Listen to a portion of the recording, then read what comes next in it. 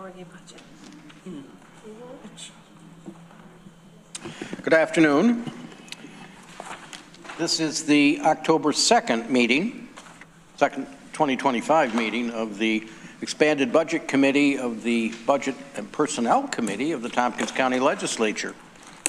And we have, prior to this meeting, had 6 sessions wherein we had presentations from agencies and departments throughout the county talking about their budget requests, as well as a rather thorough presentation from our county administration about the recommended budget.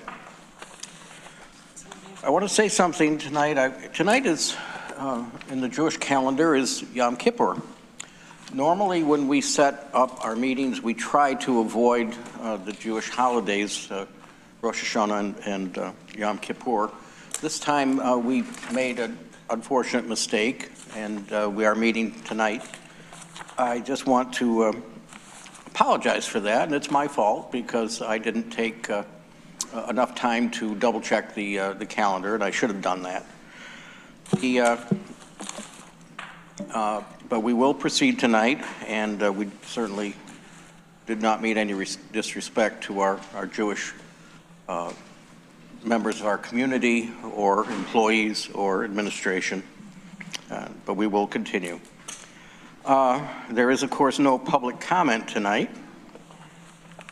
I will point out for our next meeting, which comes on Monday, there will be pizza, which will be my treat. And at this point, we're going to start with amendments to the administrator's budget. But to do that, I need a motion from someone to move the administrator's budget so that we can then amend it. Moved by Rich John, seconded by Veronica Pillar. Discussion on the motion. Those in favor, please raise your hand. Any opposed? So what's on the table is the administrator's proposed budget, which we've been looking at for several weeks. And when we make amendments to that, we are amending that. And if someone wants to amend an amendment, you can only do it once. Can't do it twice as you could, because this is already an amendment to the amendment. But not to fear if you can't squeeze in an amendment to the amendment to the amendment. You just make another amendment. We just make another amendment, exactly. Just take $1 off. Not that that happens very often. All right, I'm going to open the floor up, and I think a lot of us thought it would be probably a good idea to talk about some of the major budget items initially that folks have submitted proposed amendments for. And I'm going to turn to Shauna Black first, number 1, to talk about an amendment that she has for the airport funding. Great, thank you, Mike. I would like to bring forth amendment number 1 that removes $371,000 from Target, and it was part of the county administrator's recommended budget to fund the airport in our tax levy. Is that seconded? Let's see, do we need a second? Yeah, I guess we need a second. Yes, we do. All right, Veronica seconded it. Go ahead and talk about it. Sure. So essentially, whenever we receive some of these recommendations, I think it was important for us to really listen to our community, and at least for my constituents, I heard very loud that they did not want the funding for the airport to come out of our tax levy. We also had many people join us the other night, and we've been receiving emails from our friends with our arts and culture organizations here locally that also expressed concern about using hotel tax to fund the airport. So you'll notice in number 1, it's for the $371 that we had in the tax levy both last year, and there was a proposal for this year that I would like to remove. And then there's another amendment that I'll talk about later. I have had conversations with Josh at the airport, and Josh and Roxanne are here, and I'm sure they're more than happy to come up if there are questions. Okay. Anyone else want to speak about this? Mike Sigler. Well, I have a question. I mean, you say you had discussions with them. Can you use the microphone? You said you had discussions with them. What was the fruit of that discussion? The fruit of the discussion is, undeniably, our airport is really struggling with, there's a call, with the effects of the pandemic. And so they're trying to get back to the levels that they were before. We've obviously done the renovations, and so there's also debt service that we're responsible for. And the whole idea behind the 1.9 that was asked for from the county administrator to go to the airport was, in my mind, essentially to contribute to the airport in order to bring down the rate that it would cost our airlines to fly their planes in and out of Tompkins County. So that was a conversation I had. One of the things that Josh and I talked about was perhaps setting up a contingent fund so that I know him and Corsa are going to Florida in a few months and having conversations with the airlines so that at some point they can actually have the money in hand and say, we are willing to go this far so that our employment fees are this cost. I think my greatest fear right now is that we contribute money to a certain amount of fund, bring down that number to a certain level, and then the planes that are actually flying out of Tompkins right now will receive that $15, $20, whatever we bring it down on, and there's the extra revenue. We will have actually done more damage than good, especially if we can't collect or attract new airlines. Go ahead. And what's the airport's take on? I mean, that's Shauna's take. I think the airport is very hopeful. Mike, if you want to ask Yeah, Roxanne the need to be hearsay. to respond, you do that. They're right behind you. Okay, I would like to ask that of the airport. Could Roxanne, could you respond? Josh? Yeah, thanks, Deborah. Like, what is the Yeah, crinkle? just fine. This microphone's fine. Deborah, when you eat those, can you lean in just so Yeah. we get the full Glad we want to hear every crunch. crackers? Okay, let's pay attention. Oh, sorry. Yeah, so what would you like information on? So what we're looking for, yes, is to, can you guys hear me okay? I don't know if that's good. Okay. About 4 inches from the mic is good. 4 Yeah, inches. bring it down a little Good. bit. Right. Even when we can hear you well in person, How's that? the recording doesn't always. Thanks. So yeah, so the 1.9 million, that we did ask for, will help to make us more competitive. That's the goal of, the 1.9 million, and is to become competitive so that our cost per employment is down to, something that the airlines are looking for, so we can bring in additional service, so we can continue to maintain the service we have, to increase employments, to give us more PFCs, to pay more of our debt service, and just help overall that, and we are an economic driver, I feel, at the airport, and, we do offer, a lot to the county with state tax and sales tax and people visiting, and we're working that, we've done a lot to cut our budget. We've, hired staff, and we're saving probably $150,000, which was actually more than I anticipated next year on that. So, Josh and I and our team is working really hard. So that's kind of our goal, is to continue to work hard to bring in additional service. Mike? I think that 1.9 million is off the table, so let's start from there. What would be a lower ask that would get you closer to where you need to be? When you go to Florida and you want to put this forward, I mean, the argument's been put forward that if you get all this money, it's actually going to hurt your argument, your negotiating position. I'm not necessarily sure that's true, but I don't also want you walking into negotiations and being so undercut that it's simply not going to happen. So I can answer this. but I'm not finding a lot of support for the 1.9 So million, just so you know. ultimately, when we go to the airline meetings, right, we sit there and we say, we think we're cute, but we're really not. we ask them what they need to be, or what we need to be at financially for them to even put us on the list. And ultimately, they come right out and they say, well, you have to be under a $15 CPE, which CPE is a hypothetical number of all of our cost factors that go through the airport. So we try to build a budget. Half of our budget is, of course, employees.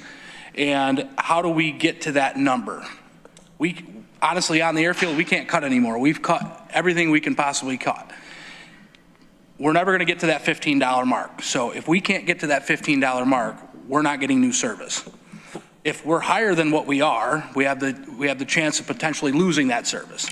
If we lose an airline service, then we are looking for a lot more money to keep the airport open down the road. So how do we get to a number that the airlines will talk to us or get us on that list, bring in additional service? So if we can get additional service, seats in the market, more landing weight, bigger aircraft, that 1.9 next year might be 1.2, and then 2 years down the road might be 500,000 until we're back to where we need to be. But if ultimately, every airline that we've talked to says $15 is the max CPE that they're going to pay to bring new service in.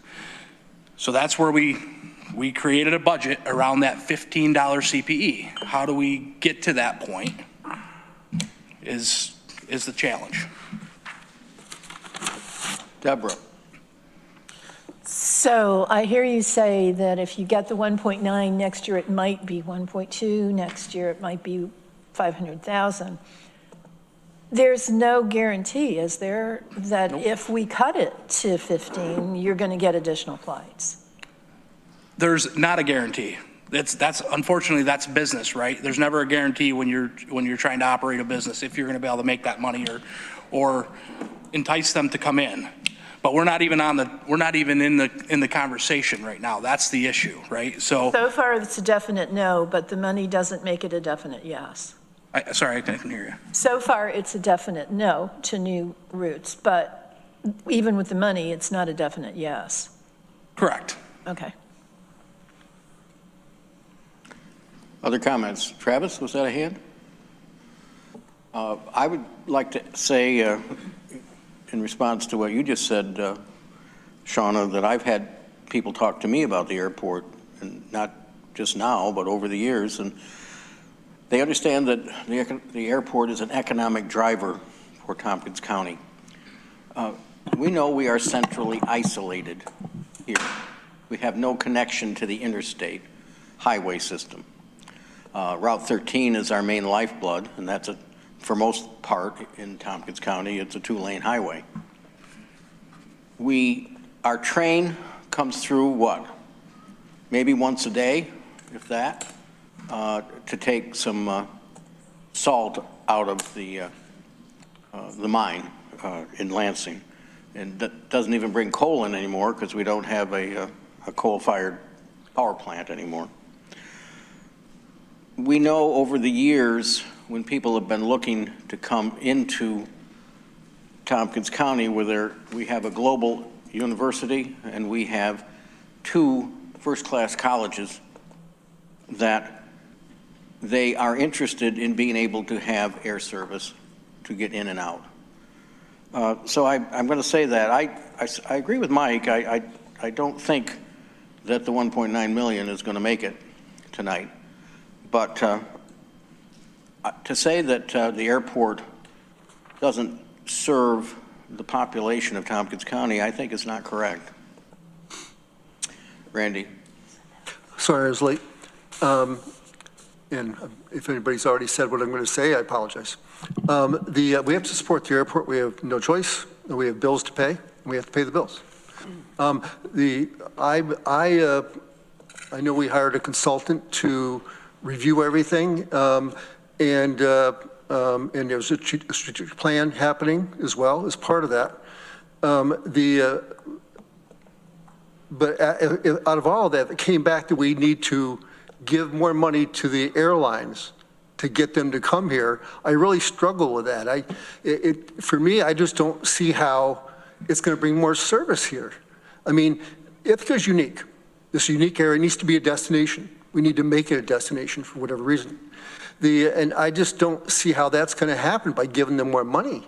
We have to pay our bills, and we're going to have to fund the airport in some way. We don't have much choice with that.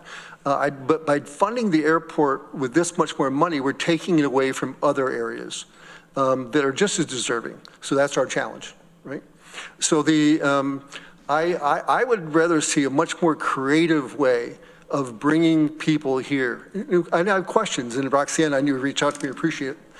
I would imagine that sometimes flights, sometimes of the week are very not full, right? Maybe it's Saturday afternoon, maybe it's Sunday morning, I don't know. But you need to get people to come here. People are gonna fly out of here wherever they're gonna go. You need to bring people here. And the way to do that is to lower the cost for them to come here and make it a benefit and provide many services for them when they come here for a reason for them to come.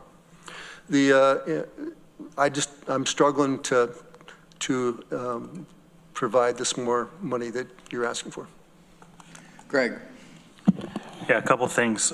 First, I don't support the current amendment on the table to remove the $371,000 because that would be to cover debt service or half of the debt service.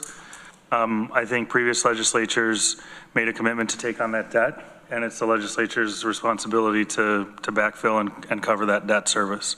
So I don't support that. I also don't support this idea that we're giving more money to the airlines. We're making it more affordable for airlines to fly in here, thus making it more important for people to fly in and out of here, right? This is not direct payment to the airline. This is sort of saying, rather than charging $50, we're gonna charge $15, and trying to entice additional travel that way. A lot of my colleagues have made the comments that we don't have an accessible airport for all in our community. If we don't support it, it will never be accessible. Let's just make that clear, right? So if we don't make an investment and we don't get more flights, we don't create more opportunity for people to fly out of there, the people that we say can't attain it currently likely will never do that. So we're just continuing to exacerbate the issue. I do strongly support the idea of using the new short-term rental tax to support the airport. I also think that there's a lot of, I don't see how this could work. I don't know how this is going to happen. Well, most of us, if not all of us, are not in that room, have not had those conversations. We have to rely on what our staff, our consultants are saying. And I think that we should go out on a limb and say, this is the last chance. Here's some money. We'll set it aside in maybe a contingent fund, or maybe we'll just fund some of the request. But if you can't bring more flights in 12 months, then we've kind of sealed the fate of the airport. But we're not gonna get it by going sort of lukewarm, half speed. We're gonna say, we gave you all this money last year and you failed. Well, yeah, of course, because you didn't give them what they asked for. And of course they're gonna fail. So I'm a believer in either set them up for success, them being the airport, or let's stop the conversation, move on, and realize that we all just put the nail in the coffin of our airport and get what we get. But I do think that it is an economic driver. It's a generator of sales tax, fuels tax, several other occupancy tax as it comes into hotel nights. I think we need to kind of go out on a limb here, would be my personal opinion. I don't think we're as broke as people say we are, and I think that there's a way and path forward. But I think we need to trust the airport that they know what the airlines are saying, and we need to give them an opportunity to actually bring it to fruition. Veronica? Well, first point, I had not distinguished between exactly what part of airport expenses the different pots of money were going to, because it all looked like one line. So I have not taken that into account, but I'm happy to, if someone can explain it. I am gonna speak against giving so much money to the airport. I'm sorry, even though I love the airport and I love that I can take a bus to the airport. It's one of my favorite things. But I think I tend to agree with Greg on the nothing good will happen if we kind of go half measures of like, here's a little money, but not quite enough to succeed the way you want to. But I'm probably more on the side of the ship has sailed and I can't support spending this much money on attracting airlines in particular. In general, as a steward of public funds, I am very suspicious of spending public funds on private profit-making corporations. Of course, we have to do that all the time. I'm also suspicious of spending public funds to improve our position in negotiation with for-profit businesses. I'm not suspicious of using public funds to hire people in our organization and support our own organization's operations. I realize that involves like NICEAG bills and things. I'm not suspicious of using public funds to nonprofit agencies. I mean, obviously we can't do it willy-nilly, but to entities that are like the airport are doing work that is completely aligned with the mission of the county. And especially in this year when I'm looking at the pot of money to boost the airport, and then I'm looking at how many other cuts are recommended that could fund that are going to, that are poised to send either entire agencies or programs with our departments into a downward spiral of either people not having their basic needs met, or, I mean, in some of our departments' cases, just overwork and burnout of employees. So that's where I'm at. And I guess I plan to vote for this amendment, except for which money goes to debt service and which money goes to lowering costs thing that I don't understand, but I'll stop talking. Amanda Champion. Thank you. Yeah, it's hard. I love our airport. I think you all are doing a wonderful job. I'm the daughter of an airline pilot. I spent most of my life in airports. I just don't think this is the year for us to give this money to support the airport. It is an economic driver. A lot of people work there. It's an important asset to our community. But I think when I look at the list of all the other things for corrections officers and staff to go to trainings and emergency services, those are things that people need. And we don't shoot me, we don't need the airport. We don't need it. It's not a life or death situation. So again, nothing personal. I won't be able to support giving money to the airport this year. Dan Nolan. Hey, thanks. So yeah, I want to say for the record that I do in fact support the airport. I think we should obviously do what we can to keep it up and running and functioning. To Mike's point, we are a bit of an island in a certain regard, right? Route 13 is hardly, the best method of getting to and from, but it is for now. Having said that, my issue is not that we are supporting the airport or not supporting the airport. I actually don't think that that's what's happening right now. If they were asking for, improvements for runway or new vehicles or anything like that, I don't think that there would be this much debate about this. What my issue is that we're talking about subsidizing this institution, which is fine, but to do so to attract third-party private companies that may or may not actually come through on this bet. And in a year when, money's tight, it's not the end of the world, it's not the worst year we're going to encounter, hopefully. I think it's tough putting that much money on a bet. And we said that $15 employment cost is what they're looking for, right?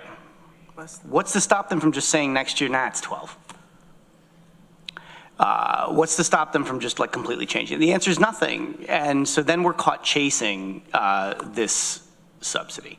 So that's my concern. I'll support funding the airport for operational purposes and things like that. But as far as bringing the employment cost down, I don't think I can support it at the time. Thanks. Lee hasn't spoken. Lee, and then I'll come back to Shauna and Mike Sigler. Having a tough time. Travis hasn't spoken either. Go ahead. Having a tough time with this one in many regards, and I'll tell you why. I don't think there's anything in the budget that has longer-term implications for us, both from a policy and a fiscal standpoint heading into this, 1.9 million or whatever the number may be. But it's clear to me that the sense of the legislature is they're certainly not going to buy into that full amount this year. And I'm looking at 1, 2, 3, 4 right out of the gates. And I was hoping that this conversation would be a little further down the line, because I think it's only fair to go back to administration and go back to the airport and see if the sense of the legislature is we can't go the full amount. I think we got to see what the priorities are and how we approach this. And I don't know how to have that conversation, whether we hold off on this and ask administration to come back with something that's more palatable, or do we just pick and choose here over the 4 and not have a good comprehensive approach or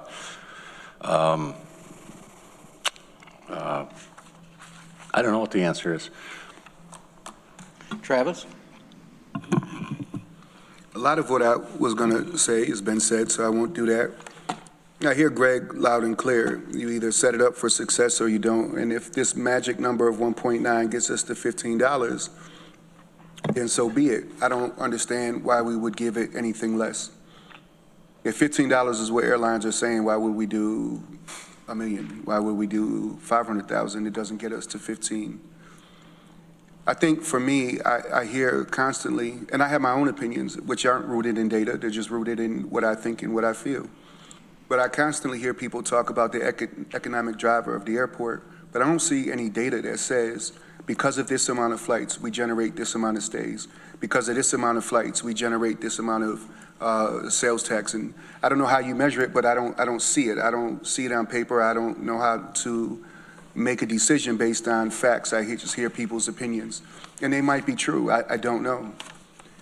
I've heard quite a few people, they've sent emails, they've talked last night, and one of the things, the other night, one of the things they said was that our jets, the private jets, need to contribute more. And one of the questions I had, since you both are here, is how does that work? If somebody has a private jet, what kind of fees do they pay at the airport?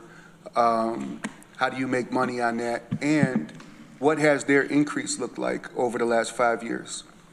So the private jets that fly in are actually handled by a third-party company, or Teganic Aviation. They're our FBO. They contract. We signed a contract in 2022. They used to pay the airport 50% of landing fees back to us for a private jet. Now they're paying us 85%. They also used to pay a 6% or 6 cents flowage fee on every gallon of gas or avgas or jet fuel that they pumped into an aircraft, a GA aircraft, and now they're paying us 18 cents. So they have bumped us up substantially, but the CPE is only for airline cost centers. It has nothing to do with GA aviation. The GA is a non-airline revenue, just like parking, rental cars, anything else that we do at the airport that doesn't affect that CPE. So when they look at the cost centers for the airlines, rental, landing fees, gate parking, however it is, they break that down, what it costs them to operate, and then they get that hypothetical number of the CPE. The GA stuff, that has all been increased substantially in the last 2 years with a new contract with Teganic Aviation, but it doesn't affect that CPE. It does but it's the non-airline revenue portion of it. Gotcha. Right, so the more airline revenue that we can get, so the more seats in the market, the more cars we're gonna park, the more cars we're gonna rent, the more fuel that we're gonna pump. And then we get flowage fees out of that, which then we either come to a whole number of zero from the county, right? And then our CPE stays at that. National average is $12, about $12 per, that's the national average CPE. So really, of course, the airlines want to be to that, but they know that it's non-existent right now. But if we can get to that point, right? So we can go and negotiate and get some more airlines in here and more seats, then we can be looking at that CPE of $12, be sustainable, and not take any money out of the county. So. Thank you. So when I look at the cuts that have been proposed to social service agencies, different departments, when I think about what I heard the other night from different groups that came in and what I've read, and I don't know how to make a bet on that and have people in our community suffer. I think in a different year, I might be inclined to trust my colleagues that believe and support the airport and say, you know what, I'll make the bet with you, but not when ultimately there's gonna be folks that have less services. And we're just feeling the first, not even the first round of effects of these cuts, these national cuts.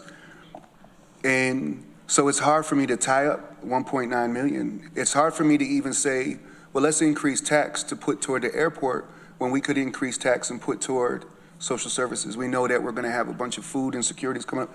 So I'd be thinking, I would rather take that money that we would increase by using tax to help people in this tremendous time of need. And we know going into 2026, we're going to start to really see the effects of so many of these changes.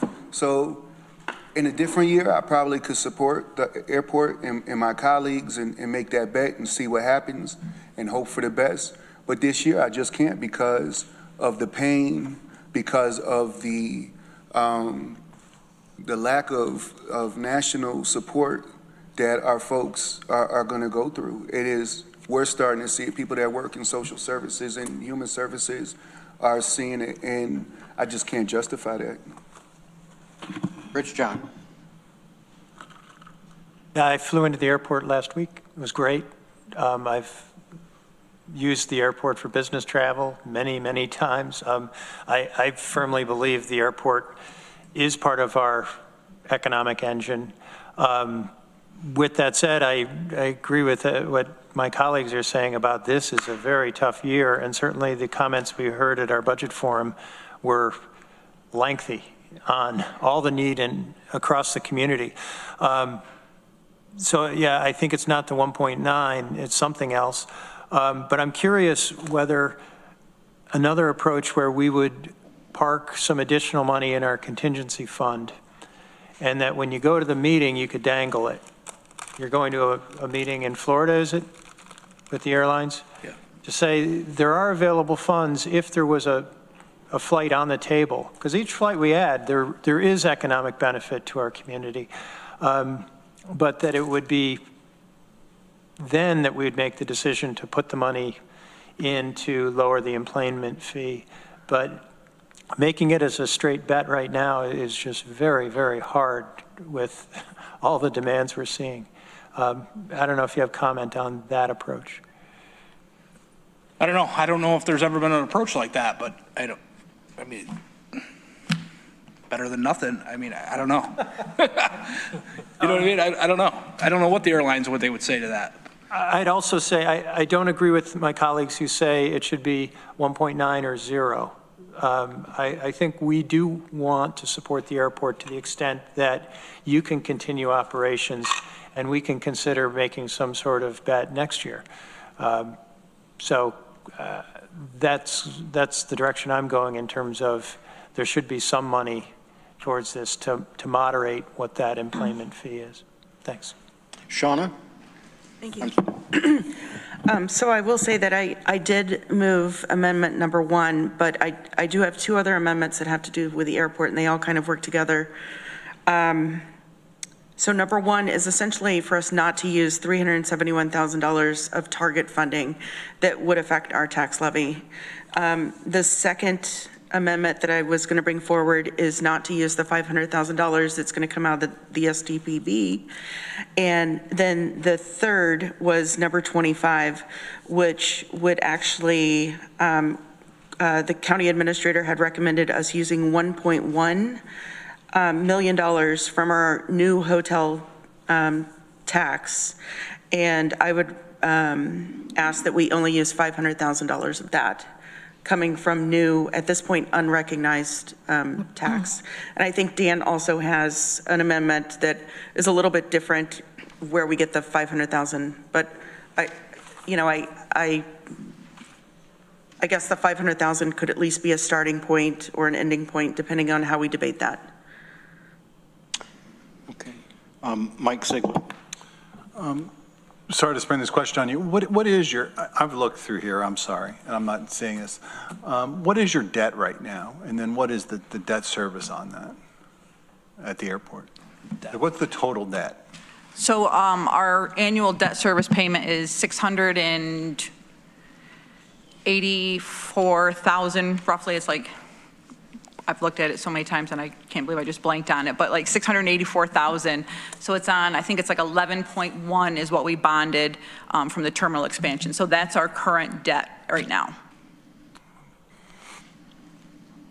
I'm just going to float an idea here that the county, since we're going to be on the hook for that anyway, we probably should just take over that debt and then we take over the debt service, and that frees up $684,000 for you.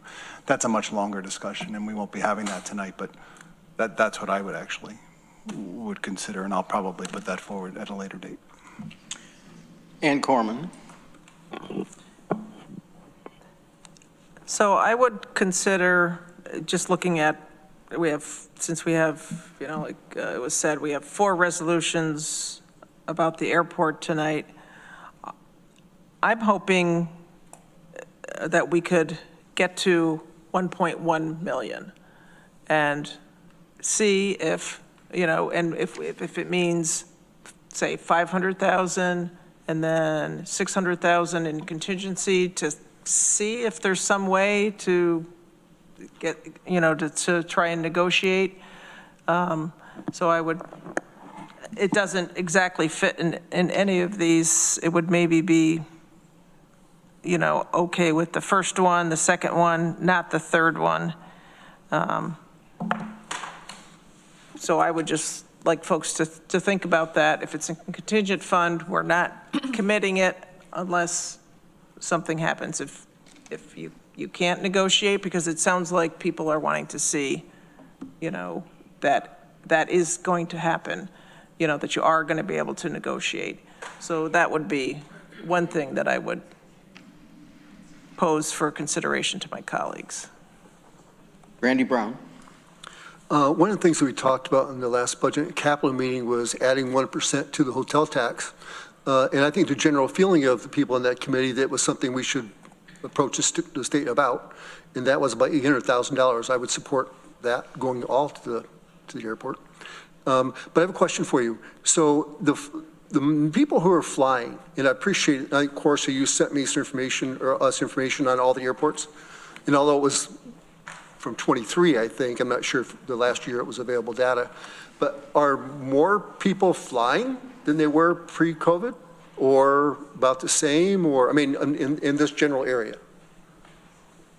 I think the average is up from pre-COVID. There's more flights or more people flying nationwide than there was prior to that, yes.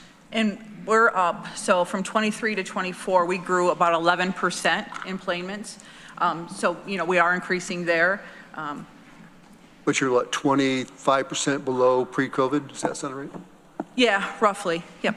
And ultimately, that's because we don't have the seats in the market. We don't have the airplanes to haul the people, right? So, I mean, if you had 11 flights before COVID and now we're at 5, that's how many seats we're losing. We're losing 40% of our travel out of the Tompkins County area, the catchment area, are driving to other airports. So that's the problem. We don't have the seats. I'm guilty of that. I live in Newfield. Now Myra's direct flight to Florida. I mean, And I just want to jump in on this too, Randy. You had brought up about, marketing and bringing people here. And that was something that I had always wanted to do. And prior, it was never something that was really, people thought was a great idea. And I've always thought that makes sense. We have a great area, great things for people to do. So we actually had another meeting today, and we're going to actually be marketing in the Dulles area to bring people here for the conference center, but also for other things, for people to do here. So I think that's a great idea, and we're also going to look at doing that in New York City as well. I think those are great things that we can do to bring additional people to Tompkins County to see what we have here. Corsa wants to respond. Yeah, I just wanted to add that a clear demonstration is the addition of the third flight to Dallas. The first flight was yesterday. It was 86% full. And so if we get the planes, I'm sure we will be able to get the people to fly on them. But it's a very competitive market. You need to be in front of these people with something. As a customer, it becomes some kind of a chicken and egg. But I think we have to be in there competitively to be able to get the airlines also look at us. There's insufficient amount of pilots, so airlines are picking and choosing where to take routes to, and they're looking at communities that are willing to partner with them to be able to share the risk to a certain degree. And So they we are did that because they got revenue guarantees, correct? Absolutely. So I support that idea, much like what Rich was talking about. So, Deborah. Yeah, I think we might as well have this conversation up front, and the airport is a good mechanism for having it. We're going to see a lot of people coming in with very worthwhile arguments for why we should give them money. But this particular, and what we choose to fund and what we don't isn't really an objective judgment on the value of a particular program in and of itself. But we don't have the resources to fund all this stuff. So we have to make choices in terms of priorities. What's important vis-a-vis everything else on the list?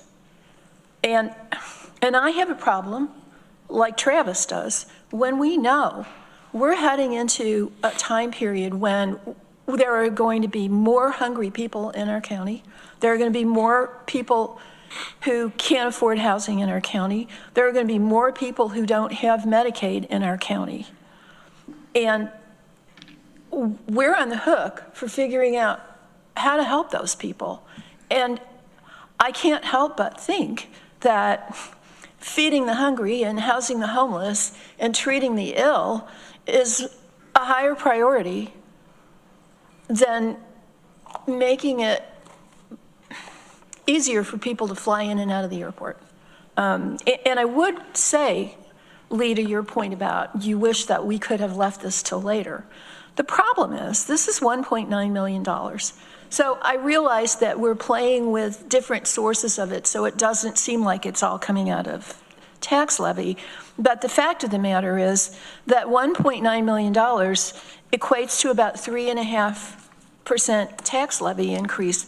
And we have all collectively given the county administrator a 4% tax levy increase limit. That seemed to be the maximum of what we were comfortable with. If we're going to give 3.5% of it to the airport, we're screwed. We're not going to have money to give to anything else. So I think that's why we need to think about this first. And like I said, I love Roxanne and Josh. They're two of my favorite county employees. And we flew in and out of the airport just recently, and it was a totally positive experience. But I'm looking at hungry, sick, and homeless people, and I'm looking at county offices that desperately need more staff in order to not stress out and be unable to do their job. And I just can't dedicate this huge amount of money, this 3.5%, to one part of our county. I just can't do it, and I'm sorry, you guys. Dan Nolan. I might have missed this, and I apologize. Do you currently have a flight to New York City? You do? How often does that run? Twice a day. Okay. That's all I wanted to thank. Rich? So Dan's happy. No, I'm not. Well, it was on my mind because like obviously homecoming's this weekend, and I have a bunch of friends. They're all driving up from the city, and that's all. I just wanted to clarify that. Well, the price is going to be really good this weekend. That was going to be our price deal for tomorrow, so. Okay, good for you. They're already Throwing here. that out there, round trip, like $200. Well, unfortunately, they're already on their way, but thank you. Rich? That's the flight I was on, actually, and it was great. JFK. Although JFK is not a great gateway and representative for our country, but that's a different discussion. What I would suggest is, as a path forward, I would suggest we vote, because we could talk about this issue for a very long time. We vote on the resolutions in front of us with the idea that towards the end of our budget process, we consider Ann's idea of adding back some additional money to the airport if it's available. But just as a way to proceed. And I'll be happy to come back if you need me to next week. I do want to point out that, sorry, but I do want to point out that even if we make an amendment tonight, it doesn't mean it can't be changed later at our next meeting or the meeting after that, or on the floor at the legislature when we're considering it. What we're trying to do is craft a recommended budget to send to public hearing later in the year. And I just want to say, I'm not in the camp that says all or nothing. I think that we're going to have this airport long into the future, and how it operates and how it helps with our economic development, which raises the taxes, which funds the social services programs, by the way. Well, it does that. If we said, let's pull the plug on it today, we're still stuck for 20 years paying bond payments right out of tax money, and not even having the passenger facility charges and the other rents that we get from the airport. So if anybody wanted to stop the airport, I think it's going to take at least a year-long study of what the real consequences would be and what the losses would be if we had that. So those are a couple of things I wanted to say. But at this point, we have Shauna's proposed amendment to reduce the target out of tax levy by $371,000. And that is, am I correct? That is the money that we've been paying in the past for the bond service. And I'm seeing a yes from our county administrator. So I think we've got to continue that, and that's my opinion. Are we ready to vote? Yes.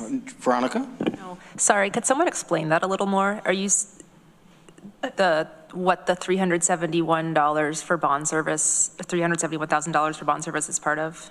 Can I just say that the email that Roxanne sent us today through Dan said that if wherever the money came from, it would be used first, that $371,000 for debt service. So that doesn't necessarily mean if you vote for this amendment, you're cutting off debt service. It's one big pool. Well, yes, but what you're saying is it's not coming out of tax levy, Right. which it has for the last 2 or 3 years? I think 3, yeah. 3. 3 years? Okay. Your OTR. Yes, Randy? I'm a little confused. So looking at the budget book, if I remember correctly, just to make the airport whole, we need to provide you $770,000 without, isn't there some, just to cover debt service and cover expenses? Just so we pay the bills. Could you say that again, Randy? I'm sorry, I I missed thought it was $771,000. I'm trying to understand what is required just to balance your budget and not go on the hole. So right now, we're looking at balancing the budget with the 1.9 to make us our revenue and expenses equal and to do the $15 CPE. So that's how we put our budget together, was lowering, the rates and charges, to cover our operating costs. I understand that, but a portion of that money was going to reduce the employment cost, right? Right, So I'm just, without doing that, what do you need to make your budget whole without giving any incentives to airlines? 1.9 million, we need to have 1.9 million to balance. So we would have to increase the rates and charges, which would be like, I think it's like 40 some dollars is what they would be the CPE to give us the additional to balance at zero. Does that? No, what I'm trying to say is, if we just say the employment cost is $40, what do you need to pay your bills? So whatever the airlines are paying, they're going to continue to pay or more. But what do you need to pay your bills? The debt service and to pay your employees. And the way in the budget book, it shows like $771,000. I could be wrong in reading how that looks. But I'm trying to think, in addition to, it was $1.2 million roughly that was going to go towards the incentivized airlines. To hold employment costs constant, So, that number be. so if, to hold the, where we're at right now, I don't have the budget book in front of me, so I don't have that data, but I think, and I'm not sure I'm understanding the question correctly. I just want to make sure we're paying the bills. We got to pay debt service, we need to pay employees, we need to pay all these bills, and if we don't fund you something additional, the way I understand it, you're not going to be able to cover your debt service. That's what I think I understand. Correct. So, because we factored that in as part of the overall. So if you, say you gave us half of the debt service, we would then need about 1.6 million to pay our bills. So we would then have to increase the rates and charges, increase everything, which would then give us that fake number, not fake number, but the CPE of the $45. Does that help? So it does. So to Dan's point, what would it cost to just keep the employment cost the same, $30 or whatever it is? So I'm just trying to understand the math of the thing. So So a $30 CPE is 853 to 1.1 is what you have in your email and minimum correct. support. Yep. That would make a CPE of $30.41. Correct. So that would be operating budget support of $511,216, debt service half, $341,984, total for $853,200 would get us to a CPE of about 30.41. Correct. If it went up above that, obviously, it would help lower that CPE even more. Correct. Thank you. that was my question. Thank you. Yes. I'm sorry. I knew you'd know. You're doing fine, thank you. Are we ready to vote on this amendment? Yep. All right, so the amendment is from Shauna to reduce by $371,000 the county administrator's recommendation, and that is the amount of the bond payment. All those in favor, please raise your hand. Oh, wait a minute. 1, 2, 3, 4, 5, 6, 7, 8. Those opposed? 1, 2, 3, 4, 5, 6.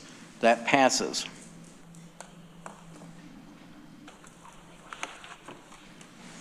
Shauna, you want to go to number 2? Sure thing. The second amendment that I would like to move is the amendment that removes the county administrator's recommendation to fund the airport with $500,000 in room tax allocations. Is there a second for that? Seconded by Amanda. Go ahead, discuss. And last year, we used some of the funding from hotel room tax to pay for, to subsidize our airport. This year, we've heard from our arts and culture organizations.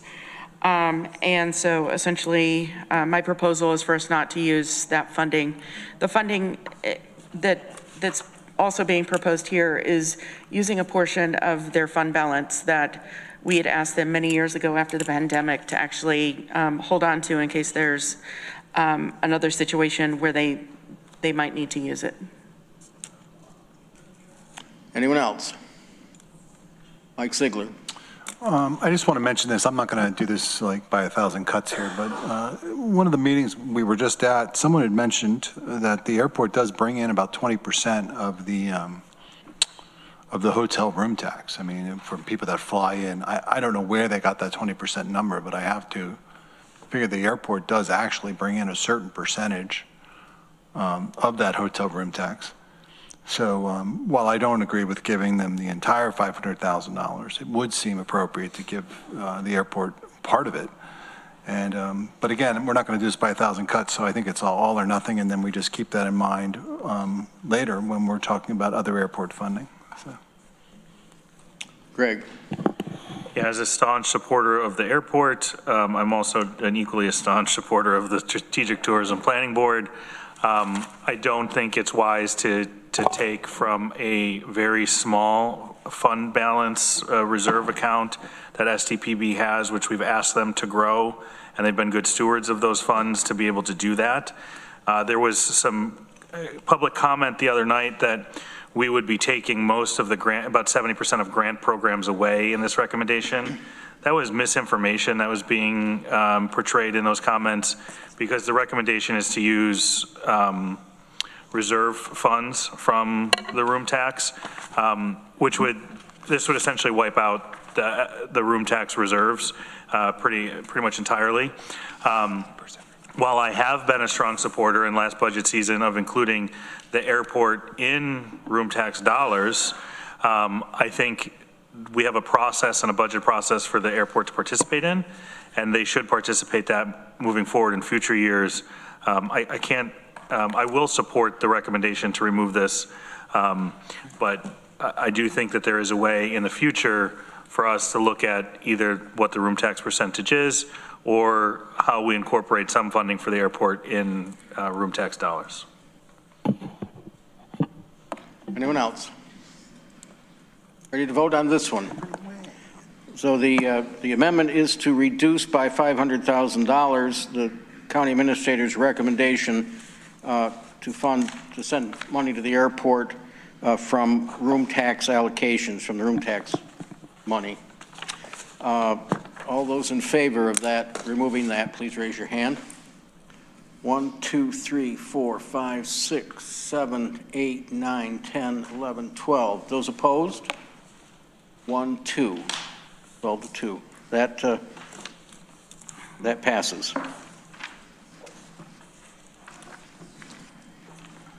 Shauna, number 25. Amanda has a question.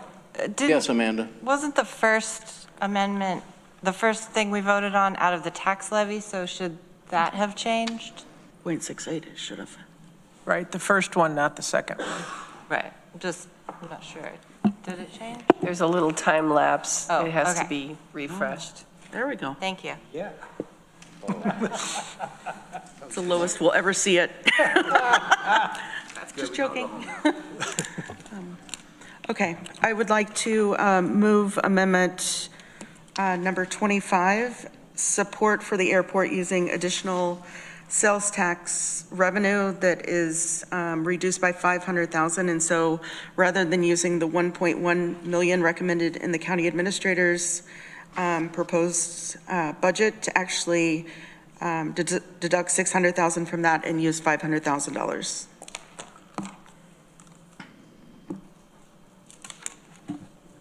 So could I ask just my question? So what you're proposing, Is there a seconder? oh, seconded by Greg. I just want to understand for my purposes, and maybe others, so if this one passes, then what you're suggesting is there'll be $500,000 to the airport? Yeah. Okay.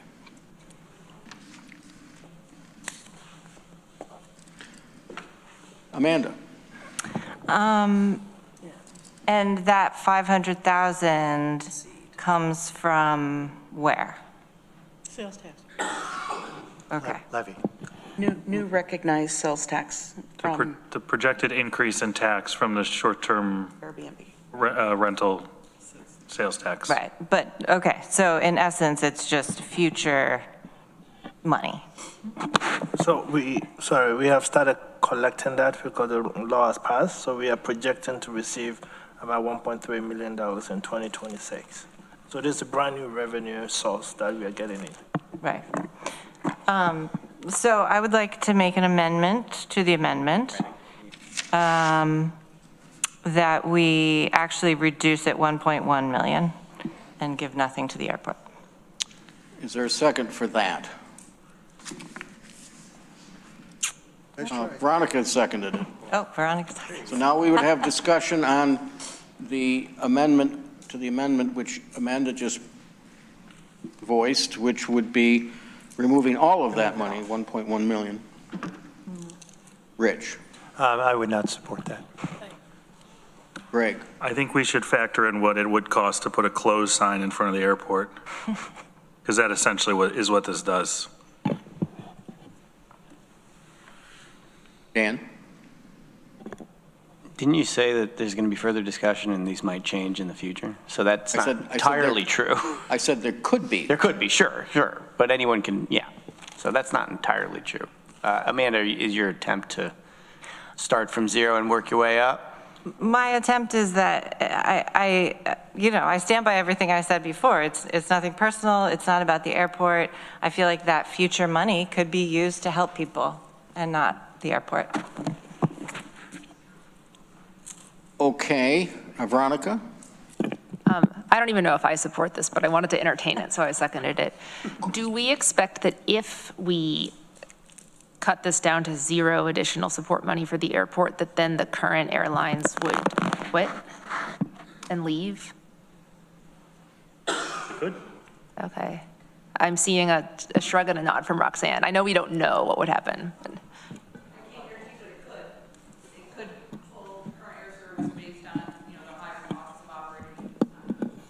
Okay, yeah, can't say for sure, but it could pull air service based on the higher cost of operating. I'm just repeating for the mic. Randy Brown. I'm trying to do the math again. Anything that, I think if we reduce their funding where it increases the average cost landing is going to be a mistake. We need to at least fund it enough to keep it the same. So that's my thought.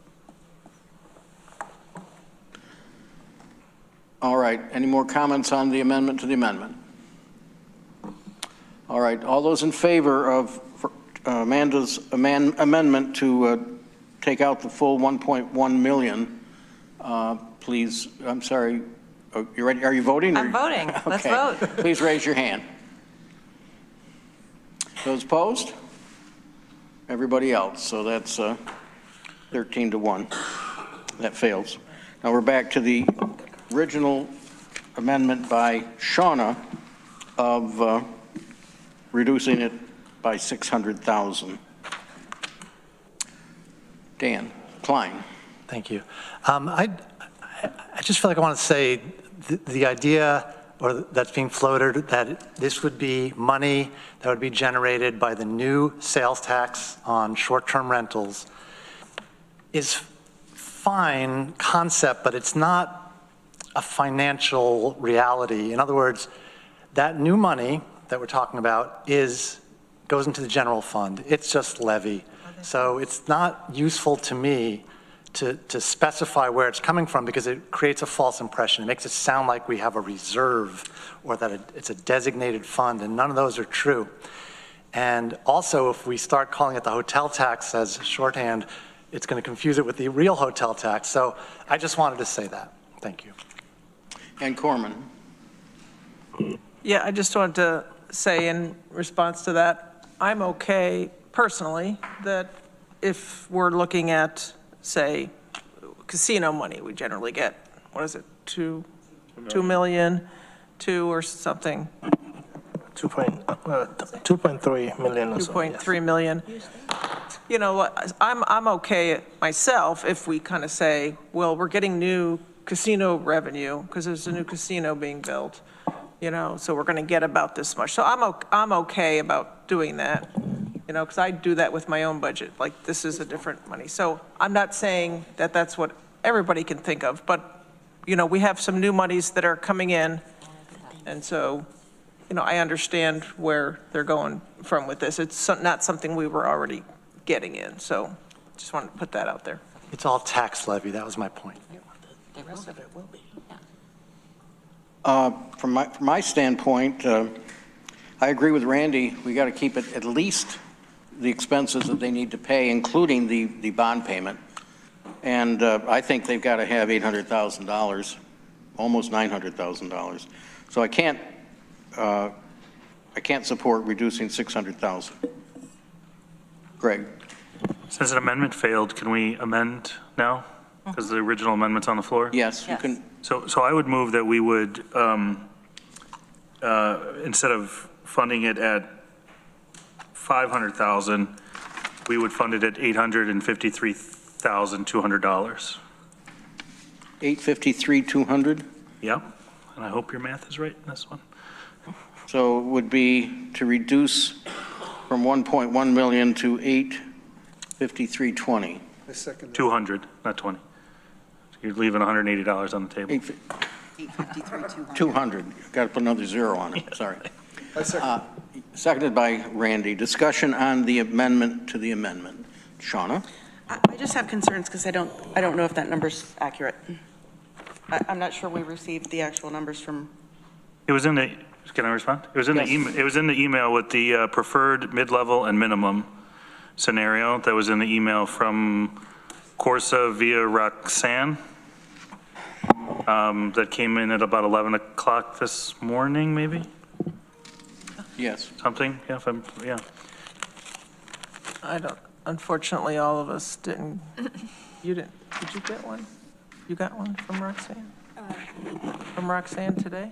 It was an email originally from Corsa, and it had little green, yellow, red lights in it. Okay. Like emoji, not. Oh, sorry, it was on October 1st at 7:41 PM. Yeah. Yesterday. I didn't see it. Sorry, I get a lot of emails. So which one, Greg, are you talking about? The red one? The red one, and that would keep the CPE at $30.41, which is where we're currently at, plus or minus. So, Dan Klein. I feel like we're confusing the money to run the airport with CPE. They're not identical. As I understand it, yes, of course, we have to pay the bills in the airport, but in the end, it is balanced by the CPE. In other words, the CPE goes up if we don't provide as much money. I don't think we're thinking right that we must supply $853,000 to keep the airport running. I don't think that's an accurate statement. That's right. Deborah. Yeah, so this is really confusing to me because the recommended budget adds this $1,971,000. But the overall budget for the airport only went up, as the recommended budget, only went up about $200,000, $270,000. So what is this other money being used for if it's not being used for paying the airport's bills? And why do they need another $853,000 to pay the same bills? This is not making a hell of a lot of sense to me. they're subsidizing the bills with this money. So rather than having it come from employment costs, charges to the airlines, right?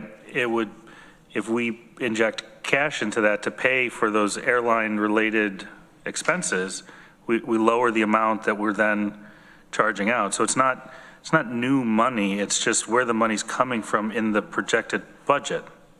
So this budget substitutes our money for the airline's money? Well, ultimately passenger money. Okay, sorry, let me just come in. So basically, if you look at the airport consolidated budget, we have estimated revenue that will come in and also expenses that will go out. So the support the county puts into the airport pays for some of those expenses. The revenues will still be maintained. And what that will happen is that it will reduce the cost for running the airport for those airlines that paid for that cost. So basically where we get the CPE So we're from substituting our money for the airline's money. We are supporting the airport to be competitive in terms of the rate. So you can put it in that frame as substituting our money to the airline's money. But where we are with the airport is that without some degree of support as a tool to entice other airlines to come in. Their costs continue to rise, which makes it unattractive for new airlines to come in. So like I said earlier, it's more of the chicken and egg argument, what comes first. So we're trying to help them to sustain and hopefully get them to the 2019 numbers where we had about 11 or 12 flights on a daily basis. That will make it able to sustain itself without any support. Shauna? I feel like what I need, I feel like it's a shell game right now, and it's becoming very confusing about who pays for what. What I would like to see is what the actual operations costs are with us having a $30, $35 employment without the county subsidizing it. What that bottom line is, operations. Other comments? Okay, we have on the table amendment to the amendment to reduce the 1.1 million. I'm sorry, Travis, did I miss you? Yeah, I just was gonna, Corsa said something that was interesting to me. He said we can get back to this 2019, 10 to 12 trips a day, 11 to 12 trips a day. But maybe 20 minutes ago, 25 minutes ago, we talked about how we have a shortage of pilots. So my question would be, is it realistic to ever get to 11 and 12? Is it realistic to get to 8 to 9?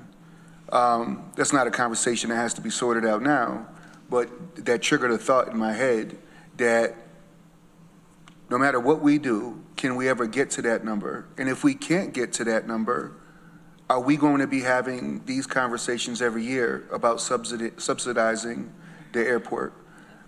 And maybe it is a good thing that we do. I don't know. I don't want to get into all of that right now. But I did want to say that because I just heard Corsa say that number, and I heard that we had a shortage of pilots. And I don't know where these pilots are going to come from if we put this money into it, because it's certainly not going to have more pilots in the air. So do we ever get back to those numbers to create that type of revenue? It's just a question. We don't have to sort it out now.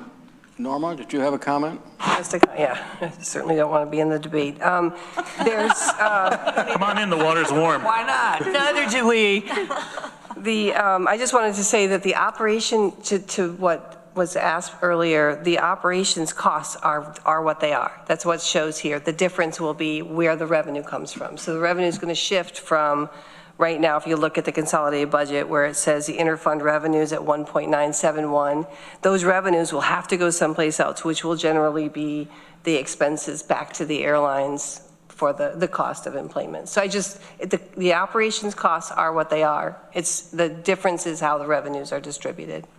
Thank you, Norma. You're welcome. I think to Travis's question, this is a race to be the small regional airport, right? The race is on between us, Elmira, Binghamton, these other places that are not in these major metro areas. And so the pilots are there to serve the demand, but it's what airport are they going to fly into, right? Are we driving to Elmira? Are we going to Binghamton? Or are we going to Ithaca, right? Or are we going to take 40% of that market that's driving outside of Tompkins County right now and keep them in this market? So it's shifting them around. The flights are there. The demand is there. We just have to figure out, Binghamton put what, $2 million in to attract a 2.7 to attract a low-cost carrier, right? So there's other airports around us that are saying, hey, we're not going to lose our airport because of this. It's a race to see which community is going to be the preferred regional, airport. Okay, back again. The amendment to the amendment on the floor is to reduce the 1.1 million to $853,200. All in favor of the amendment to the amendment, please raise your hand. 1, 2, 3, 4, 5, 6, 7, 8, 9. Those opposed? 1, 2, 3, 4, 5. So the amendment becomes the main motion. So we need to vote on the main motion unless there's more discussion. Those in favor of the main motion, which is now to reduce the 1.1 million down to $853,200. All those in favor? 1, 2, 3, 4, 5, 6, 7, 8, 9, 10. Those opposed?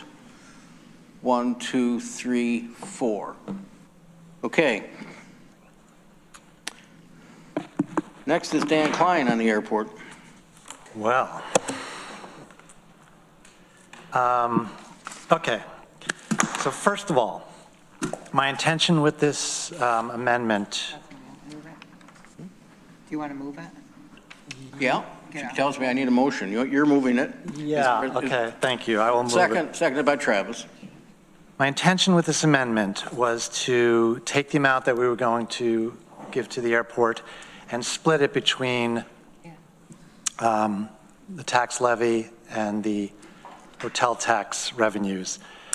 So I know there's a little confusion on there because the budget form that we had to fill out doesn't allow for something like that. That's why it might appear a little different, but that's the intention, that half would be target tax levy and half would be hotel tax. Now, I was using the figure 500,000 because I thought that's where we would end up, but we are not at that number right now. We are at 853,200.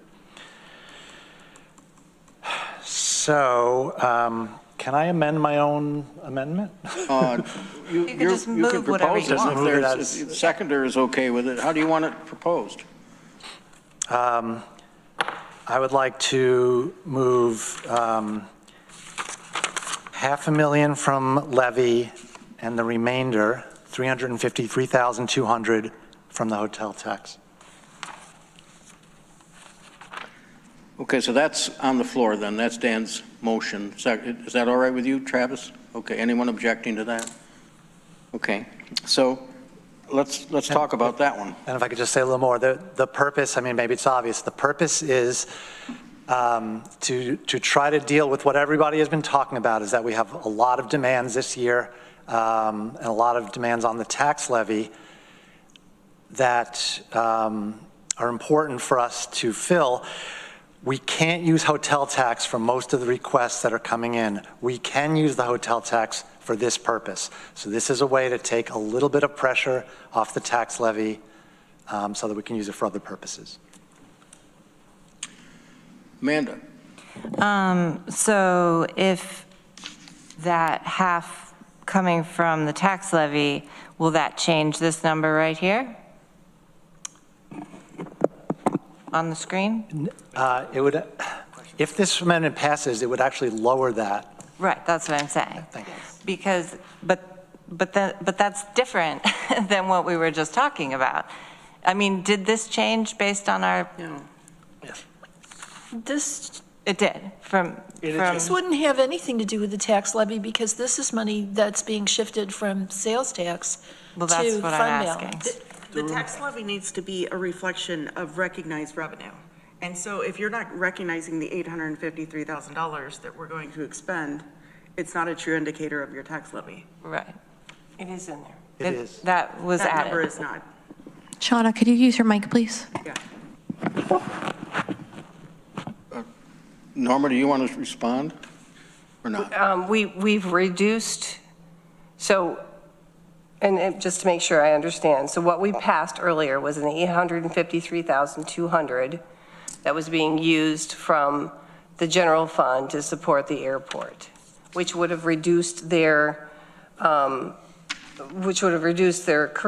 request by about $246,800.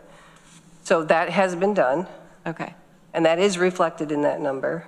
Okay. You've refreshed it, right? Yes. Because, right, if I can just add in, the number before this, before that last resolution, I think was 360. Right, okay. 3.6, so it did go down. So if I could just continue. Yes. So I will just reiterate what Dan said a few minutes ago, is that when we were just talking about this coming from future sales tax, it actually is the levy. And now we're talking about this half of this 853 coming from the tax levy. So just repeating what Dan said, that it's sort of we're sort of telling ourselves one thing, that it's not really coming from the tax levy, but it is. Randy, then Deborah. Of course, you have a comment? No, I just wanted to try and see if I can make it a bit easier, because the 853 or 57,000 currently is a sales tax number. So if, based on Dan's motion, we are taking about 300,000 of that to room tax, that means the amount available in sales tax for other things will go higher, which will reduce the amount we pass to the taxpayers on the tax levy. So the way the budget works, all revenues minus all expenses, the rest is paid by property taxes. So any way you shift it, but we do not recognize the room tax in our revenue calculations based on our general fund expenses. So that is why any amount we attach to the room tax will not affect the tax levy. So it will reduce the percentage rate. Deborah. So I have a question for you, Dan. Yes. Your amendment says for reduced airline costs, use 250,000. The numbers have changed, but the concept is the same. So take half of it from target fund balance and half of it from hotel room tax. Now we're talking about sales tax. Where's it coming from? Sales tax? Fund balance? Not fund balance was a function of the form I had to fill out that couldn't accommodate. So you this are talking unusual- about using the sales tax? Correct, target or levy, Yeah, whatever. I just or want to sales be sure we know what we're voting on. Thank you. Yep. Randy, I'll get you right after we get I just want Norma's comment. just clarification. So are we using room tax or sales tax? Because sales tax would not make any, that will not change this. Because it is an allocation from the general fund. I am proposing taking that 853,000 that we just approved, and saying 500 of it comes from levy, target, sales tax, whatever you want to call it, and 353,200 comes from hotel tax revenue. So from the room tax revenue. Okay. Thank you. Yes, thank you. Randy. Thank you. That cleared that up a little bit. In our sales tax projection, did we include the 1.3 million that we're projecting to get from this hotel sales tax? Yes, we created a new revenue line and projected that into that for next year. Yes. The actual just sales tax line? Sales tax. Yes. And you're projecting your sales tax to be flat next year? No, we're projecting it to be higher than this year. How much higher? I think it's 7%. Less than 7%. Yeah. We have the actual for 2025 is currently at 7% higher than the same period last year, but we didn't project that 7% for next year. I thought I saw it was a 2% increase. Yes. Your projection. I'd have So that's my point. If we're 7% now, we're adding another 1.3. That is more than 2%. So I'm just trying to do the math. I just want to clarify. We created a new line and recognized the new sales tax revenue in that line. So it is outside the normal sales tax bucket that we project based on the current sales tax revenue sources. So that is why probably you look at the 44 million, there's another revenue line for the extended sales tax revenue on. Norma, could you just send me an email on where I would look for that? I'm going to verify exactly this question, and I will send it out to everybody. Thank you. Thank you. All right, Amanda? Okay, so then on the room tax portion, are you proposing that comes from which pot of the room tax? And we don't have STPB people here, but would it be that portion from the reserve, or the portion that would be capital funds, or? From my point of view, it would reduce the total amount of money that the STPB had to budget, and they would decide how to allocate that money. Okay. That's my viewpoint. Okay. Okay. Greg? If we look at the STP's budget, we have contracted amounts with the CVB. We have staff obligations. We have our obligation contribution back to the county. So we have some marketing funds that are up for grabs. And then we mostly have ACOD, beautification, and other arts funding. So I just want to be clear that the CVB has already agreed to lower their contracted amount by $100,000 to alleviate some of the pressure, which they didn't have to do because we have a 5-year agreement with them. So ultimately, this is going to be coming from arts and culture organizations or beautification, which is cooperative extension, right? Beautification comes from cooperative extension? Yes. And potentially some marketing dollars getting reduced, right? Because those are, we can't reduce our staff salary. We can't reduce the 10% that goes back to the county. So really the things that we can reduce are the grants, or we take it from reserves potentially. But there's a possibility that it reduces arts and culture funding. Okay. So what's on the table is Dan's amendment, which he has told us he would like to have of the $853,200, which we agreed to in the last vote. He would like $500,000 to come from Target and sales tax, and $353,200 to come from hotel room tax. No, this 500 is coming from sales tax. I mean, to me, those are synonyms. Well, but it's certainly- Target's not a synonym. Yes, it is. Is this one time or Target? Target. Okay. Okay, sale. Okay. Do we all understand what we're voting on? No. Dan's proposal. Who doesn't understand? Rich, you don't understand. Well, I have a question. Just, I'd like to make sure I understand the impact on the arts organizations by the 350 out of room tax would reduce. We were talking about a $500,000 cut. Now it would be they'd be left with 150? Or is there the possibility the arts organizations could get funding from some other part of room tax or reserves or elsewhere? STPB makes that budget and we approve it. So we can do whatever we want. We can shift those monies around. The legislature has never wanted to do that before. I would like to do that, but I've always been voted down. So it remains that way. STPB makes the budget and we approve it. But we would be cutting their budget by 350,000. Yeah. Yes. We had been talking about cutting it by 500. Correct. Would it be friendly to change it to 250 from the 350? If it would get your vote, yes. That would get my vote. Then yes. Rich, are you proposing something? I'll propose that. So you want Can to? I offer an amendment to an amendment? No. Can't do I that. don't think I can do that. Yes, you can amend this once. Dan's only moved it once. Okay. But Oh, yeah, okay. I just want to say, so what you're saying, Rich, is you want $250,000 to come from Room tax. room tax, and the rest of the $853,200 to come from the sales tax or Target. Yes. Okay, discussion on that.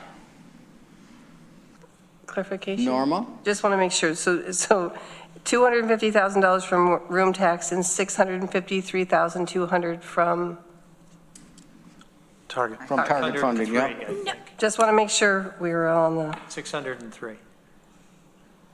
Yes, Deborah? I cannot vote for this until I get 603, clarification. Where is that money coming from? I don't accept, Dan, that it's all interchangeable. There's Target, there's fund balance, there's sales tax, there's levy. Where is it coming from? Sales tax levy and Target are synonyms to me. If somebody- Well, but they're not synonyms to me, so I want somebody to clarify this. Can I get a second for Rich's?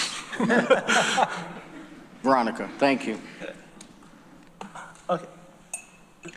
All right, let's, go ahead, Let me Corsa. just clarify, what was approved based on Craig's motion was 853 or 57,000 from sales tax.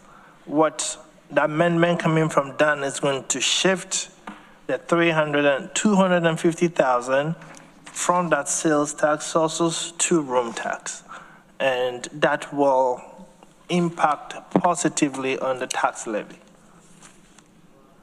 That is what my understanding of the amendment It is. reduced tax levy. It will reduce the tax levy, yes. How can sales tax reduce the tax levy? It does, because it's a pot of money that we get, and whatever is not available to us goes to the tax levy. So when we put in the budget together, we project all sorts of revenue, including sales tax, and the difference is what we levy in property taxes. So any changes that sales tax any changes to sales tax bucket has an impact on tax levy. Okay, anything else before we go to vote on Rich's amendment to the amendment? So Rich is suggesting we take 250,000 out of room tax and 653,200 out of. No, 603,000. Right, I'm sorry, you're correct. 603,200 out of the levy. Go ahead, Veronica. I don't think I'm going to vote for this now in order to preserve the STPP reserves, but depending how things shake out through all our voting, I might be willing to circle back to it at the end if it doesn't pass now. So is everyone understanding what we're voting on, Rich's amendment? All those in favor? 1, 2, 3, 4, 5. Those opposed? 1, 2, 3, 4, 5, 6, 7. Where are the rest? Dan, we have one missing. He's indisposed. I think Veronica didn't understand the vote. Oh, Dan, no. I'm not sure what I did. Can I vote? We're voting on Rich's amendment to Dan's Yes. amendment. I'll be in favor of that. Okay, so Okay, who was in favor? Can we?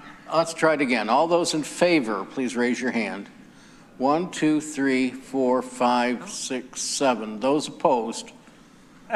1, 2, 3, 4, 5, 6. That carries. Not here. And he abstains.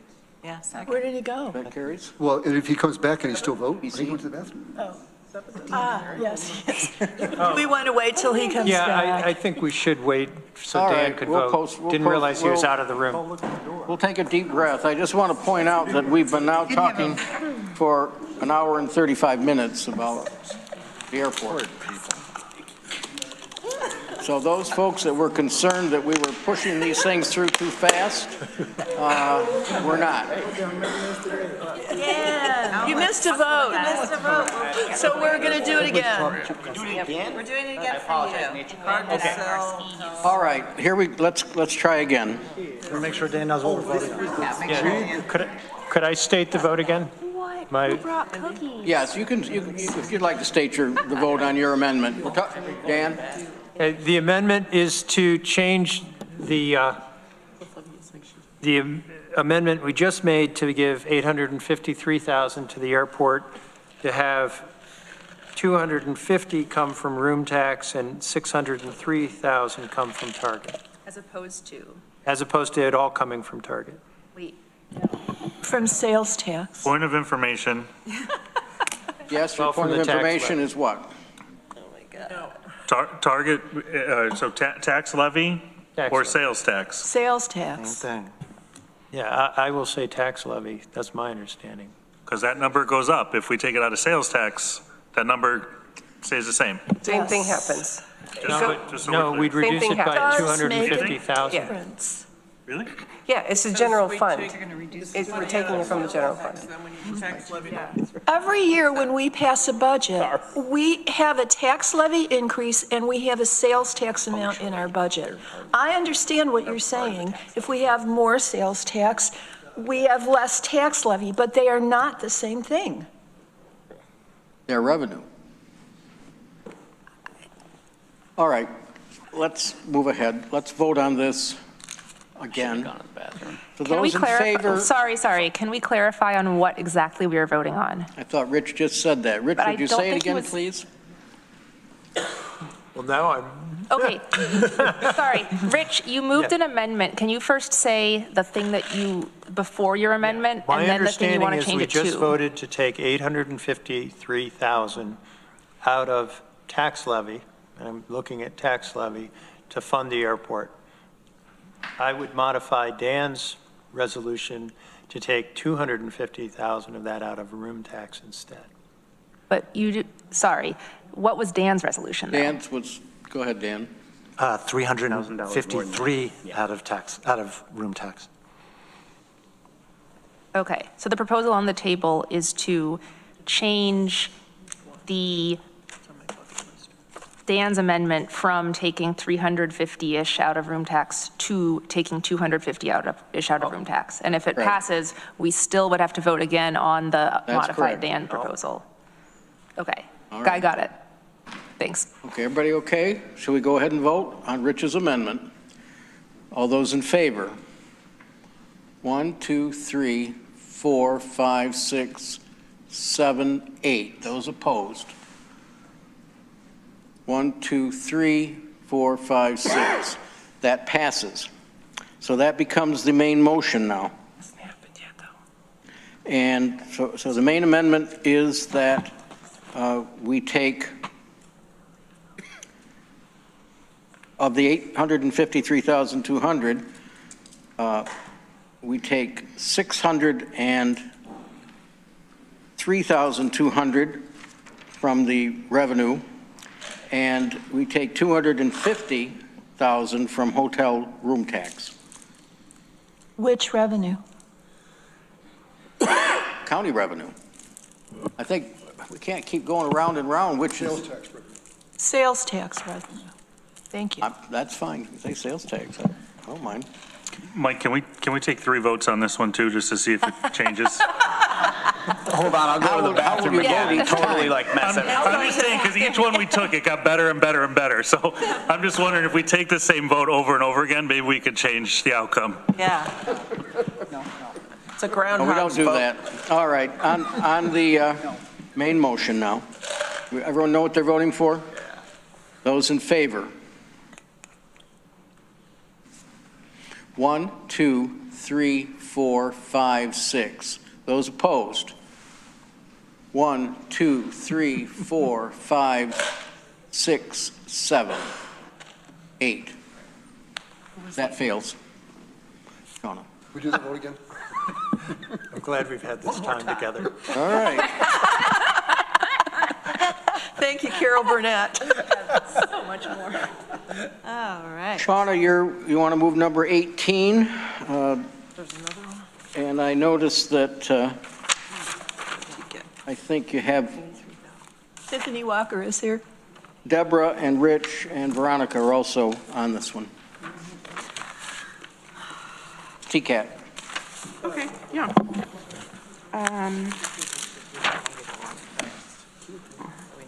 There we are. I would like to move an amendment to increase support for TCAT by $500,000, for an amount up to $500,000 if the other underwriters, including the City of Ithaca and Cornell, support the increase as described in the three-way agreement. Is there a second? Seconded by Veronica. And Tiffany Walker, the Assistant General Manager, is here if we have any questions. We appreciate that. Thank you. Randy Brown. In the presentation, which was very good, thank you, when you came before us, they showed that they had a fund balance over $10 million, which is, in their total budget's $23 million, something like that. So that'd be something like 40% fund balance. That seems very high to me. So I would propose that we only commit $250,000 and that they use the rest of the money out of fund balance. Is that an amendment? So you're moving that as an amendment? I am. We have it, okay. Is there a second for Randy's amendment to reduce the proposed increase by half to $250,000? seconded by Mike Sigler. Discussion on Randy's amendment to the amendment. Ann Corman. Yeah, as they said in their presentation, even this amount doesn't get them out of the hole. And if I would like to ask a question, I believe that if we reduce our amount, that probably the other parties, like the city of Ithaca and Cornell, will probably reduce their amounts. Not probably. They what? Mandatory. They will reduce their amounts, so taking 250 out really reduces it by $750,000. And so there was a longer presentation at TCAT. I know a lot of us went to that, and hearing that the fund balance really, one of the main reason they need to have such a big fund balance is because they get vehicles in that they have to order them, and it can take a couple of years for them to come in. They have to pay for them ahead of time, and then if they get some subsidies or grants, those are after the fact. So they, and buses, can cost millions of dollars each, and they could get 7 buses in at a time. So I could be misspeaking, but that's why I understand they need to have such a large fund balance. That's correct. We would like to have 6 months of operating for a healthy fund balance, which is where we're at now, around that 10 million. But yes, for cash flow and to be able to increase our fleet, we need to buy buses, and we have to do this because we're reimbursed. So we need to have a healthy fund balance to keep growing. Jonah? I think the other thing is that just with everyone else's in any organization or business, their fund balance is constantly moving. So while it might have been 10 million a few days ago, it could be down to 6 million today. The buses, the hybrid buses we're buying, the electric buses we're buying, they're anywhere from $500,000 to $800,000, $900,000 each. And so 1 bus, 2 bus can pretty much, as Annie mentioned, wipe that out. I would also state that they did give us some scenarios if we choose not to do the 500,000. I think we need to, if all 3 partners do not agree to do the 500,000, we need to all be prepared that TCAT's not going to be able to serve our community. They're not going to be able to provide the morning. I mean, they gave us a whole list of all the routes that they will not be able to serve. There's also in our underwriters agreement, if for some reason we do not provide the funding that they need and they go into a deficit, then the underwriters have to come to the table anyway and pay the amount.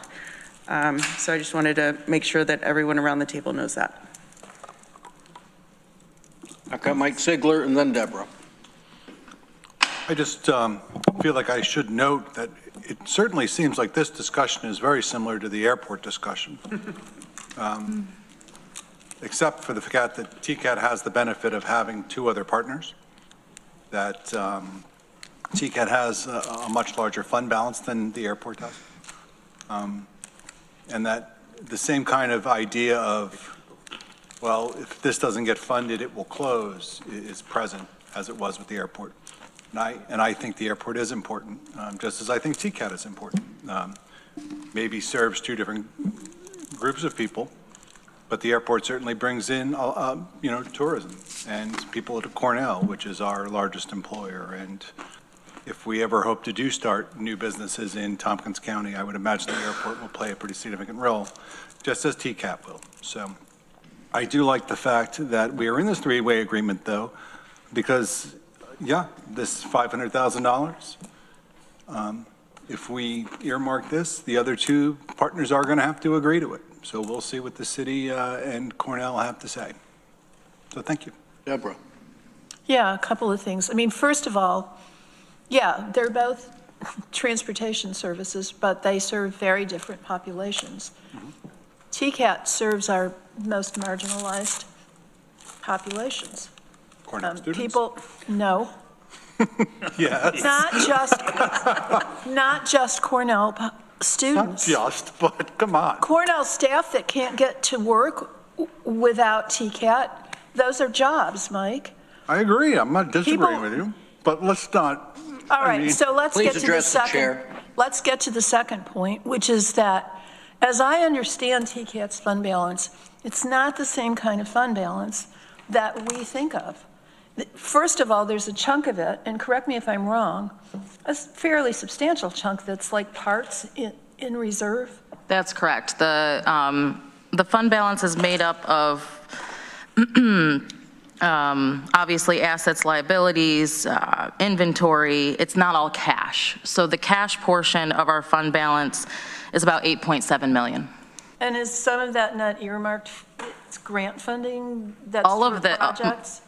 Yes, that's correct. Yes. I don't know. So it's kind of like our capital plan? Yeah. Yeah. Yeah. Veronica. Mike made one point I was going to make, which is that because of the 3 underwriters thing, these are each of the dollars we spend kind of gets automatically multiplied by 3. And then to say nothing of if service can increase, then we get more riders, more state STOA funding. So these are like pretty good return on investment dollars. And also I know I've heard from the TCAT people and some of our public commenters and others that a lot of people depend on TCAT to get to their jobs or don't take jobs that would be good for them and good for the company and good for the community because they just can't get there because TCAT doesn't go. And TCAT's the only game in town. Nobody is, as great as the airport is, nobody is taking the airport to get to their job and having to quit their job because of a lack of an airport. Or the doctor, yeah. There's people that travel for a living. Do they have to quit their job if there's no airport? Good. Okay, sorry, that was rude. Anyway, I think supporting TCAT with what they like very clearly say they need is important. It also sounds like compared to other things, the public transit is more quickly like the financial factors all feed each other, like the ridership and state funding and service. And it very quickly, like you start cutting things and then the other things drop and it death spirals. But it also goes the other way. You feed it and they feed each other and it grows. And from what I've heard, TCAT is in the growth direction and well poised to make good use of this money. So let's do it.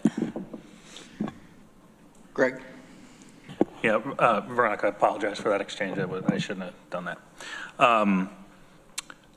I struggle, not with supporting TCAT, now with supporting rural ridership, but this idea that we can't cut the 10 or that freshmen can't walk across a bridge in the snow and this idea of our most vulnerable are being served, that is true, but I would say they're being poorly served at the moment. And the wealthiest of riders at Cornell is taking a much larger share of services than we're providing to the rest of the county. So my challenge now, if we want to talk about fund balance, right? What is Cornell, 6.2 billion or something like that? They have an $11 billion $11 billion down. It's been 15 years since I was there as a staff person.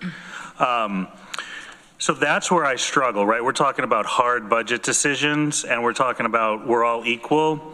Well, we're not getting equal service. And so my challenge here is that why don't we cut a 10 that takes the circular loop from campus down through Fall Creek and up and around or whatever it was, that's what it was when I was a rider. Why don't we cut the 82, 83, 81, whatever that little circular is on campus?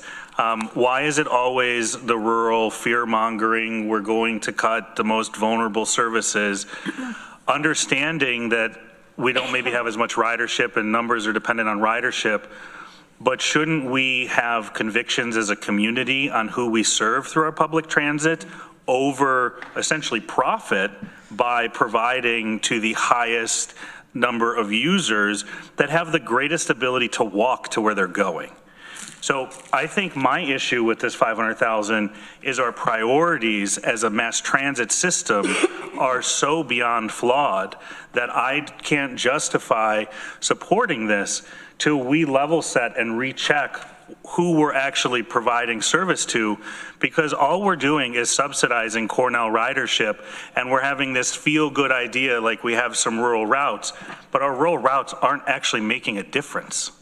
So until we get serious about what the allocation of funding partners are, I don't see how we can continue to pump money into this, because I remember, what is this, this is my fourth budget season, been at least 2 or 3 where there's constantly been an ask for additional money from TCAT.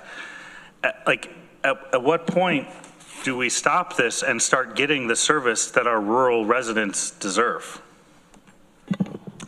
Randy? First of all, I just want to say, TCAT's extremely important, and I know that they've been through a lot in the last couple of years and really turned it around, and it's not time to, hamper them in any way. So I think it's really important we support the changes that have been made there in the leadership, and I think they're back on their feet, so I do agree with that. For me, it's purely about fund balance, and if it was $750,000 you had to spend from that, you'd still have $8 million. And if you really had to come back to us, you could. And we would fund them. So I was looking at the calculations as to what TCAT was funded in 23 after revenues. And it was 2.4 million, which would make sense. And then in 24, it was 1.2 million. And then this year, it's slated to be 1,040,000. And next year, based on this, it's 803,000. So I'm a little confused on the numbers. And there's a lot more projections here for much higher revenues coming in as well. And I'm not familiar with, I'm not on the board, so I don't know. You guys have probably talked about these things, but the revenue's up quite a bit. So I'm in the, as the expense, probably should buy buses in the capital expense. But I just think that money sitting there doesn't do any value. It should be spent. Next is Deborah. Yeah, one piece of TCAT's revenue is fare revenue. Cornell pays over $3 million a year in fare revenue, and I think our fare revenue elsewhere is 1 to 1.5 million. So that's part of the explanation for why there are more routes that go to, from, and through Cornell. And we're obligated to provide a certain level of service, or they'll start dinging us and cutting that fare revenue. So it's not a question of having priorities to serve the wealthiest in the community. It's economic drivers that determine which routes are the most profitable. And don't smirk at me, Greg. I'm not in the freaking mood. All right, address the chair, please, both of you. I didn't say anything.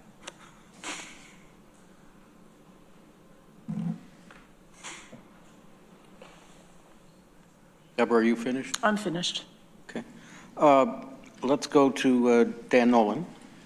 I just wanted to build on Deborah's point a little bit. I think it would be the opposite. I think that the city-based routes are subsidizing the less profitable rural routes at the moment. And we, by providing this additional funding, are helping the system continue. That's how I view it. If I'm wrong, but that's why I believe what you guys said at the other presentation is that, if you had to cut, you'd have to necessarily cut the ones that are not as high revenue generating, and therefore it would unfortunately wound up being the rural route. So currently, the Cornell students and the university and city ridership is actually subsidizing some of the more exurban routes. Veronica. I guess just to all of Greg's points about inequity and service and are we serving the wealthiest and stuff, my rhetorical question is, where was that in the airport discussion? If we're thinking about serving some people and not others, if we're thinking about money coming from the county versus a Big Red Bear or anyone else, I bet there are probably some very interesting answers to some of those questions in other parts of in this other topic. And then I guess I would also note that in transportation challenges have come up a lot in other realms, like people searching for housing, searching for jobs, trying to get to services that we already provide. There's barriers all over the place, and one that comes up again is transportation. Childcare being another, housing availability being another. And by transportation, as lovely as planes are, not a single time did anyone mean planes. They meant within the scale of the county, and TCAT is providing that kind of service, among others. Ann Corman. Thank you, Mike. I just wanted to make sure I'm addressing the chair when I say this, but thank you. I just want to say that I don't presume that all Cornell students or staff are able-bodied. So I just want to say that. Thank you. Rich John. Yeah, I support the amendment, and I have a few observations about it. One is, it is like the airport in that it is a gamble. It's saying if we put this money in, it will enable certain parts of TCAT to grow. You know, I see it as a little bit different from the airport bet because we have far more control over what happens if this is fully funded. And in fact, since we are a part owner of TCAT, we're pretty directly involved. To the issue of the fund balance, you know, it sounds like the fund balance at TCAT really functions very differently from our fund balance. They in far more of a sense, are a bank, that they need to have the money to lend to itself to do certain things, and then it gets replenished. So they're going to always need to carry a pretty big fund balance. So I'm not sure the comparison works there, and looking at a big number doesn't really tell you as much as it might seem. Then another observation is I'm very happy if Cornell rides the bus. That's a good thing, right? For all the reasons we talked about, for fair ridership, and that it is working.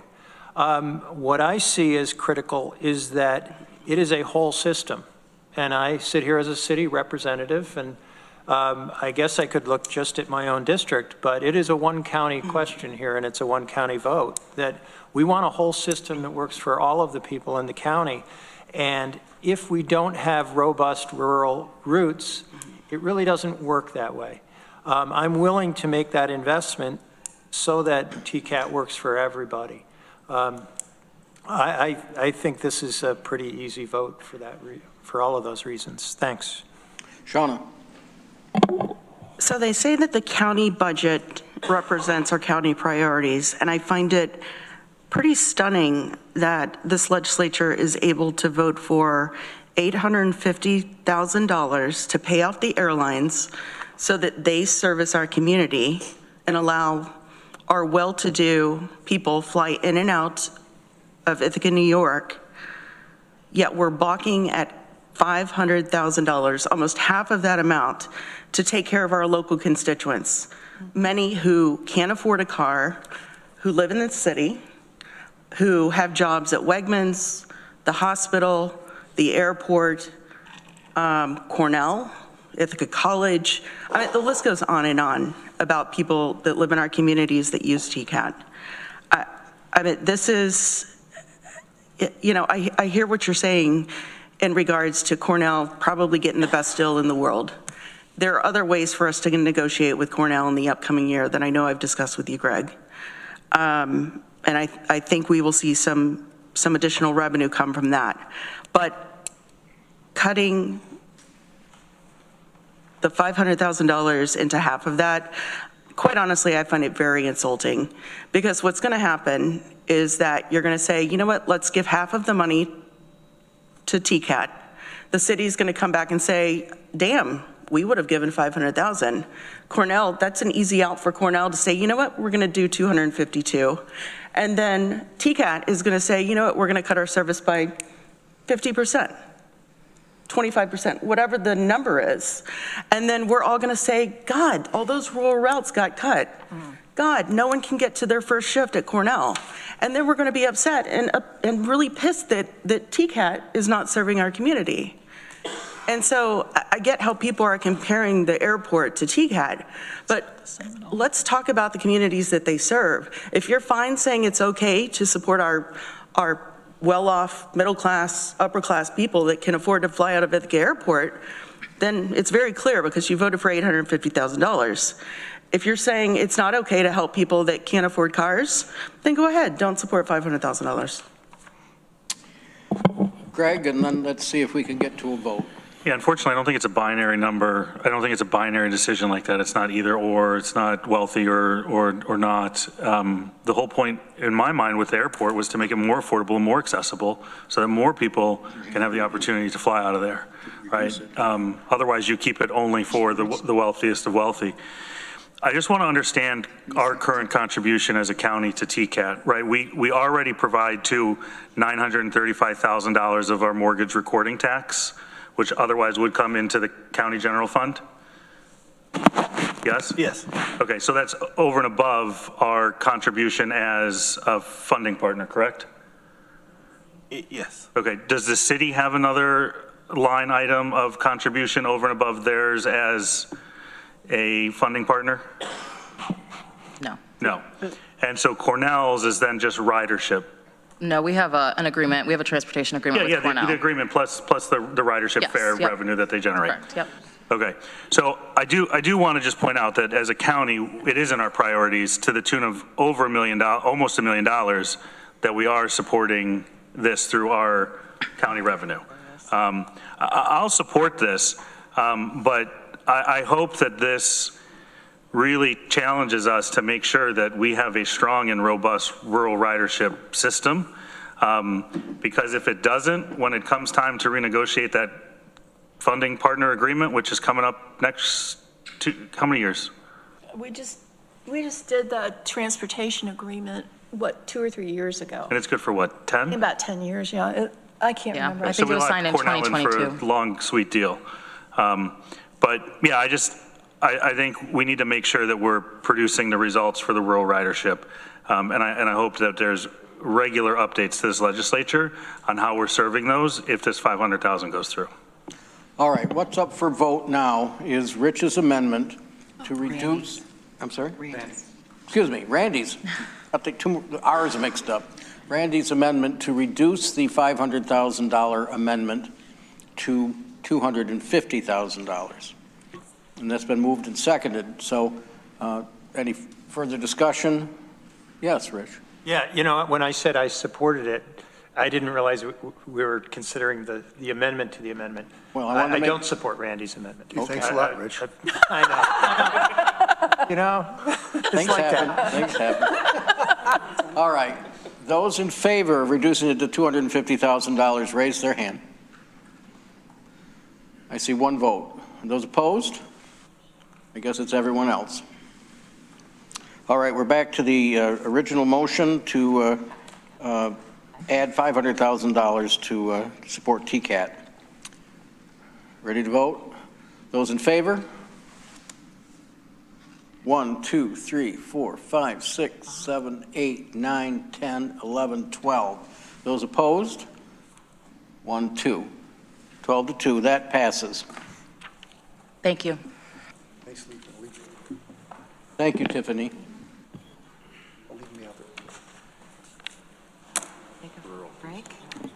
Mr. Chair, Yes, may I motion for a 10-minute recess? Yes. I was just about to suggest that. I was going to ask if we could do the QIO one first, because we have folks here.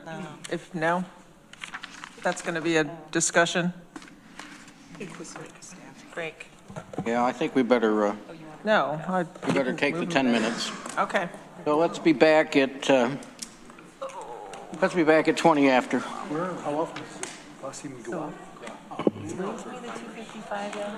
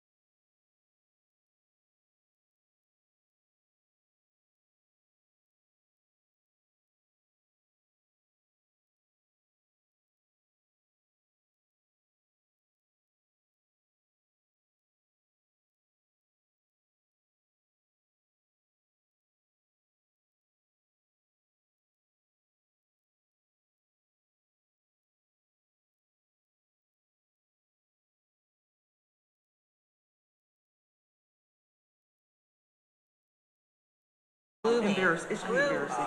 My mind. Okay, we're back in session. No, you do? No, but it wasn't. Where'd Ann go? Session, we're out of cookies. Bathroom. You got a question, Amanda? Yes. I just personally would like to make a recommendation, and the group can disagree with me, but I feel like we should do things like the corrections officers that we know we kind of need to do. And I also feel like we should take up amendments that take money out of the budget first, so we see kind of how low we can get before we start adding more things in. But that's just my personal opinion. And I also would like to know how long we're staying here tonight. Well, you got the email about bringing a cot, didn't you? And I did not get that email. Darn.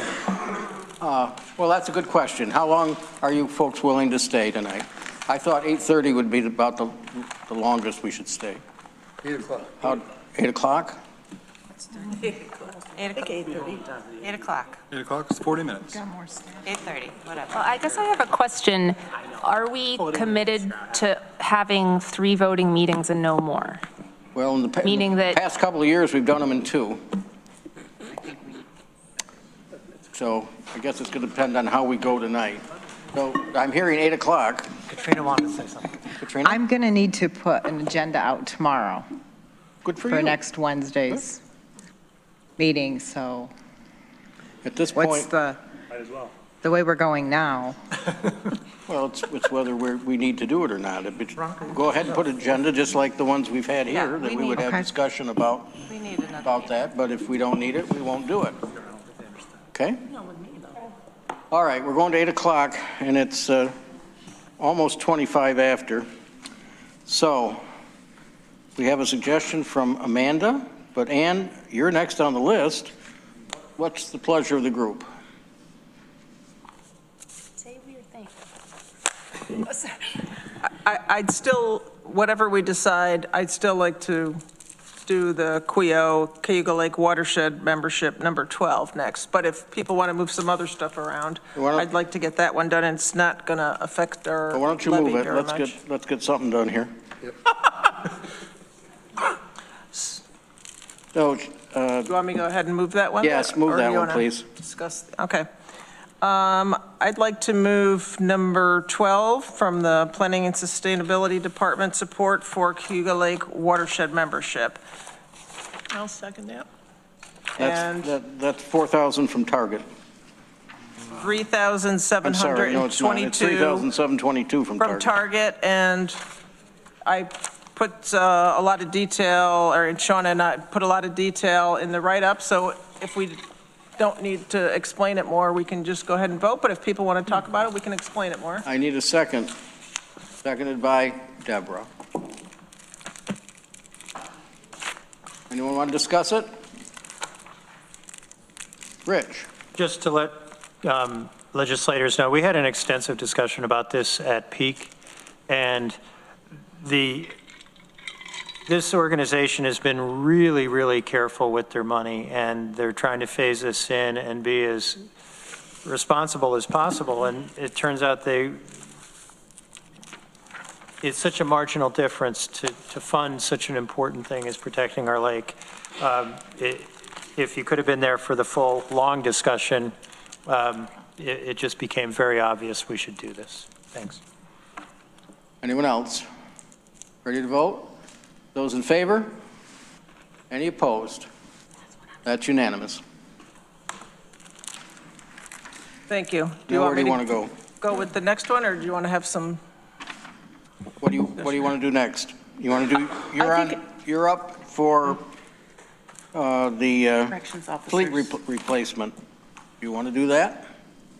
Shauna wants to, you want to propose doing the corrections officer first, and then can we do the fleet? Want to do the fleet right after? Yeah. Okay. Right by me. Shauna, you want to move number 14, please? Sure, happy to do that. Once I can find my sheet there.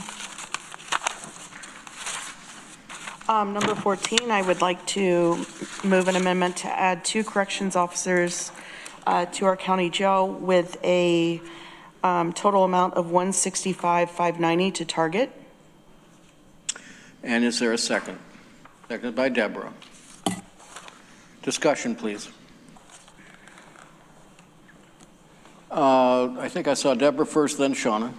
Yeah, I would just ask Derek and Jen, my understanding is we don't really have a choice about this. Correct. Yeah, the state is telling us we need to do this. Yeah, okay. So it's another state mandate. Unfunded. Unfunded state mandate, exactly. Shauna, I'll let those guys talk. Yeah. any discussion? I'm confused, so I'm sorry. Oh, then Rich, then Randy. Okay.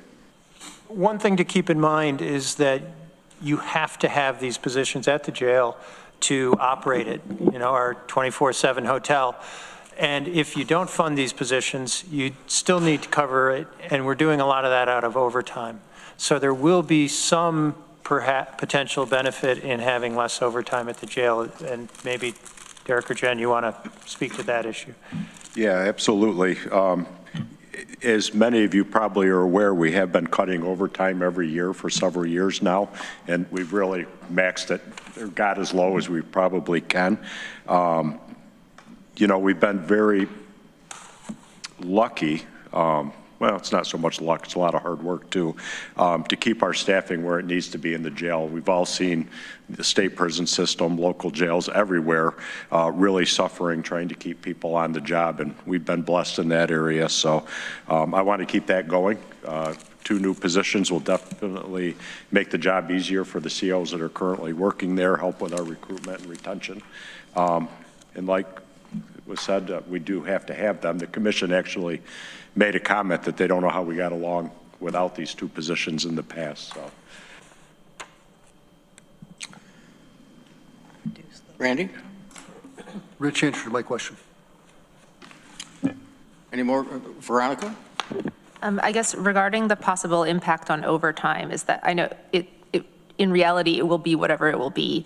In the budget process, is there any kind of reduction we could make, or is that already factored in, or is it more of a matter of it will avoid increasing overtime? Well, we actually put in our budget, we requested almost $89,000 in overtime. As I mentioned in our first presentation, we feel pretty confident we could cut that in half if these 2 positions are approved. Okay, ready to vote? Oh, I'm sorry. would it be confident enough that we could change that in the budget allocation? I know, Now. Yeah. just because that'll affect the tax levy. Yes, by- I'm comfortable with that. Yeah. Good, another amendment.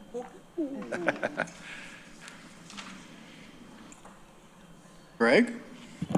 Sorry, I wasn't expecting to speak because this seemed like a slam dunk. Should we add into this amendment that we would reduce overtime while approving these positions? I think we should do it as a separate amendment Yeah. next. Okay. Do it on the floor. Yeah, if we could, I would feel better about this. Okay, maybe we could get the figure to put in that amendment. Estimated figure. All right, now are we ready to vote?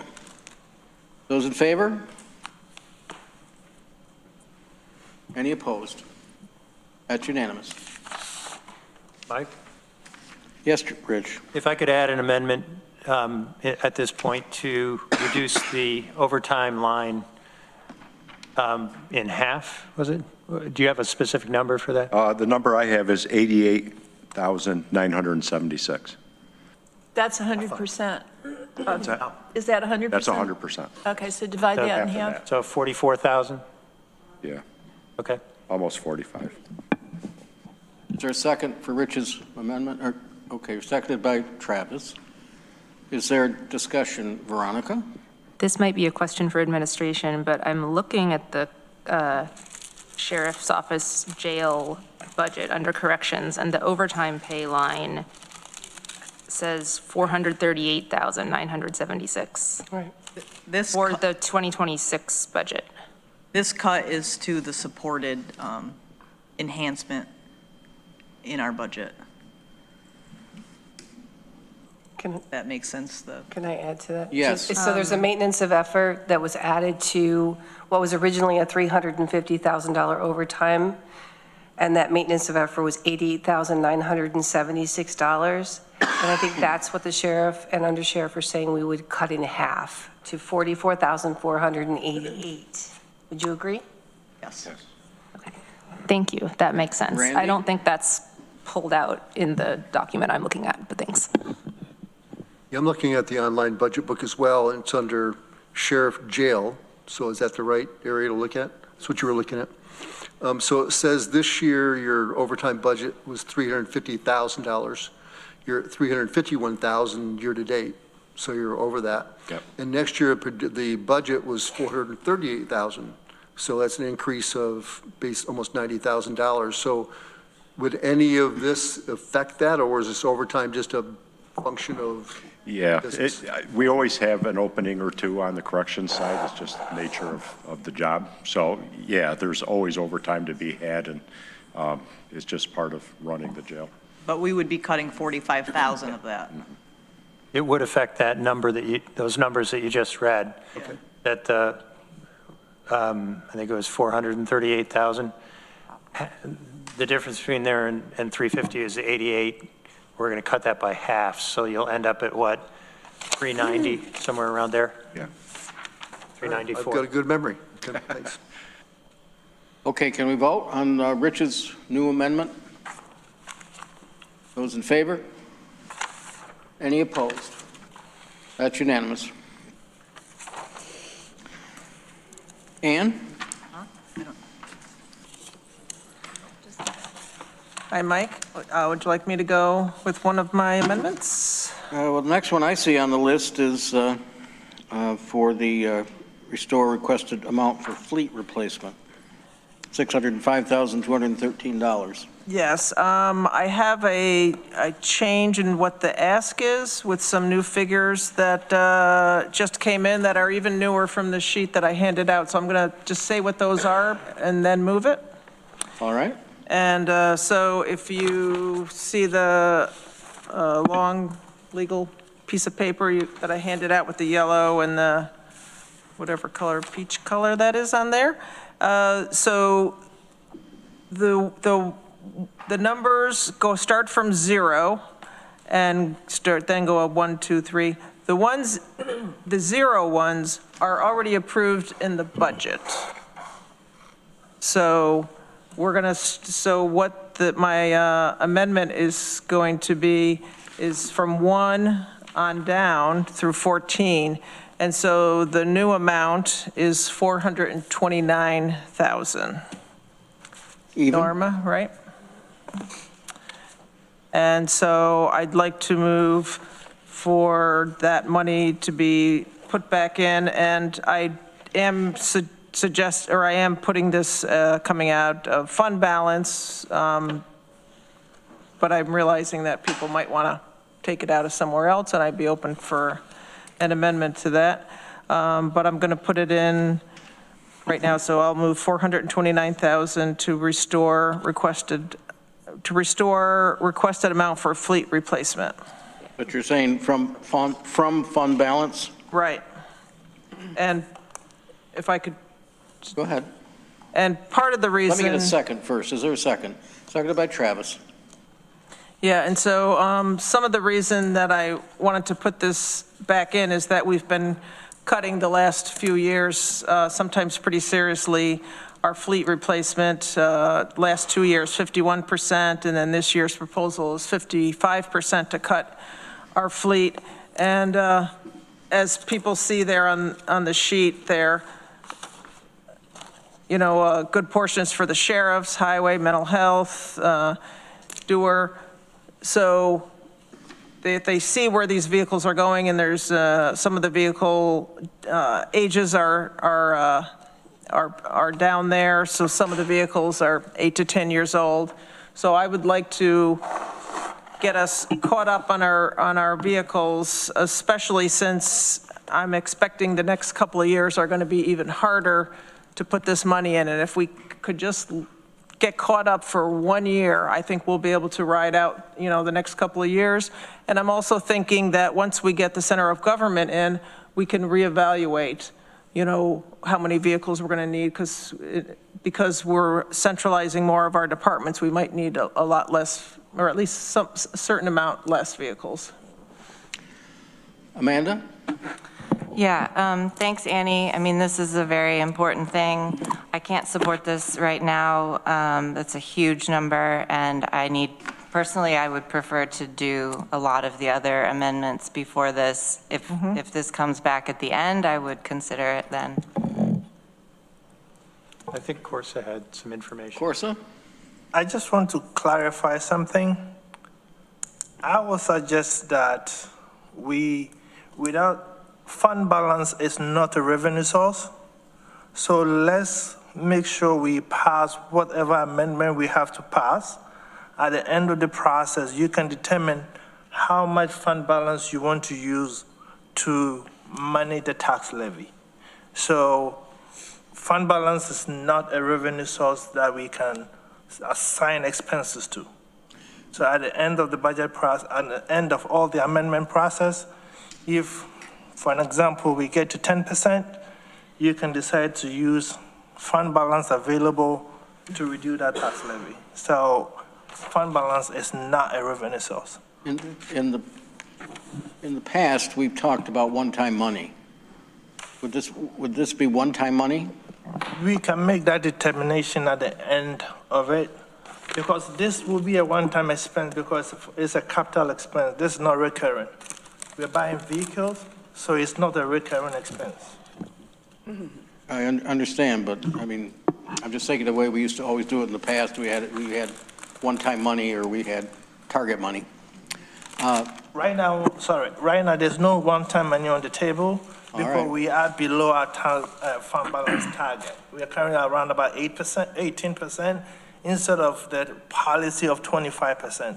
So we do not have that money on the table, but you can make a decision if you want to reduce that target level. So I just want to clarify, you can still make any decision, but let's get to the bulk number and decide at what level do we want to cushion that number by. All right, thanks for that clarification. Travis? I agree with Amanda. I would be willing to split it in half, but I couldn't vote for the whole amount.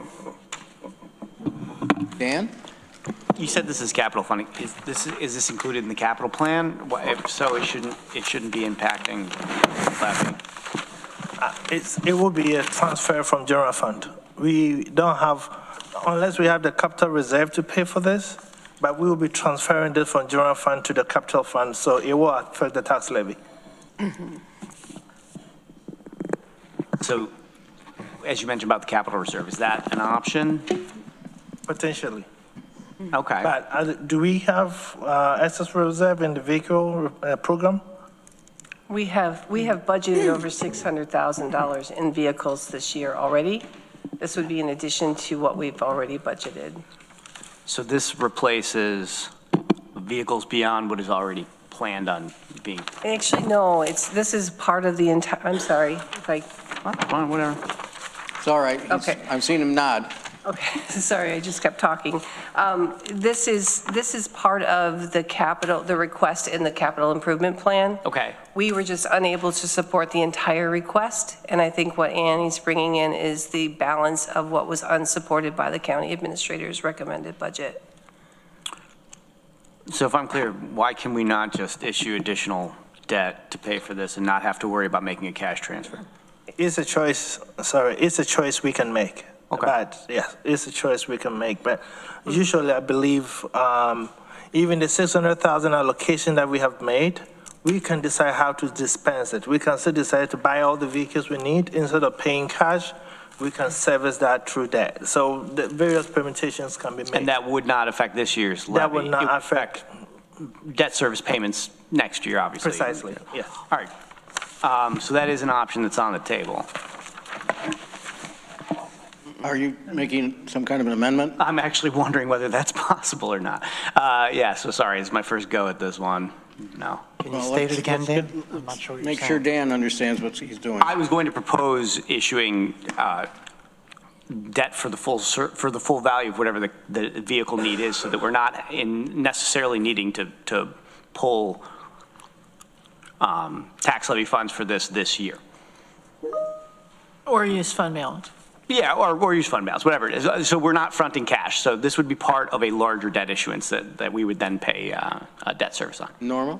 And I've got, many of these are leased. I'm not sure we can actually go out for well, I debt didn't know payments. that. No, that's why I was, and then Terry just confirmed that, because a lot of these are leased vehicles, and I'm not sure we can actually go out for debt on those. No, you And I'm can't not take even out a sure we loan to can pay use for our a loan. capital reserve for that. All right. Well, that makes my point moot, so is that why Let you me were see the saying hands no? again. All right, let's go. Rich, Veronica, then Shauna. Yeah, and clarification, I thought you said some of these are funded, or no? The ones with the zero over to the left Are funded. are funded. To be clear, the ones with the zero are not funded. The ones with the zero are the ones that are the top priority for the sheriff's office. With the conversations, I don't know if Derek is still there, we've been told that they will have operational difficulties if those 6 vehicles are not funded. So the zeros are the topmost priority. So But if I none could of these- interject, Norma is telling me that they are funded, so I think we need you guys to figure this out. Yeah, sounds like it, because it's part of what's being funded presently. Those top ones, we just double checked it, are part of our current budget. So the other sheriff's vehicles, the ones down 6, 7, 8, 10, 11, 12, and 13 are not funded. Or the other. presently. Or the other, any of the other ones. But the sheriff would have funding for the 6 vehicles at the top of the list. Right. They're in the present budget. We wouldn't have to change the tax levy. Terry's saying no. Do we need to check on this and bring it back? All right. I can withdraw it while we figure this out. Please. All right, you're going to withdraw the motion? If people want us to. Because it seems like we don't know what we'd be voting on. Who was the seconder? Travis, all right to withdraw it? Okay, we'll come back to it. Greg? Well, I'm happy to reduce the budget with my next amendment. Supporting the poet laureate expense, moving the $2,000 from our tax levy over to the tourism program. I've talked with Nick Emholt and others about this, and it seems to make appropriate sense that this arts and culture activity for the county be fully funded in the area in which we support arts and culture activities. I need a second. Got a second on this one. Seconded by, I guess, Rich this time. This is a reduction in revenue. Any discussion? Or sorry, an expense. Any discussion? Beyond? Just kidding. Okay, all in favor? Any opposed? That's unanimous. Deborah? Yes, thank you. Legislative amendment number 22, remove one-time funding to hire a consultant to assist with developing a housing strategy. That would reduce the levy by $25,000. I'm certainly willing to hear what Planning and Sustainability has to say about this, but the reason that I brought this forward was because it seems like we have 3 people in planning that do housing, and it was surprising to me that we still needed a consultant to help us with a housing strategy. So that's my motion. I need a second, please. Randy? Discussion? Can we find out from planning? Can we get that question answered? Sure. Katie Borgella, welcome. David. David? Way too tall. We'll have to go back and forth. Great. Well, hi, everybody. Nice to see you. So, yeah, I sent a fairly lengthy email trying to answer these questions to the best of my ability. David and Shauna are our housing team. I know that Megan McDonald has really become the face of county housing for many, many years.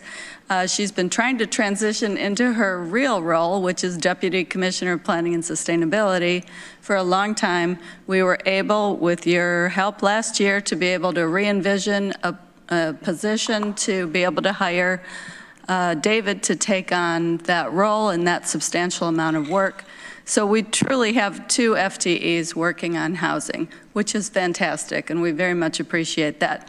They run a lot of programs. The Community Housing and Development Fund has grown exponentially over the last decade or so, and it used to be not that huge of a portion of somebody's job.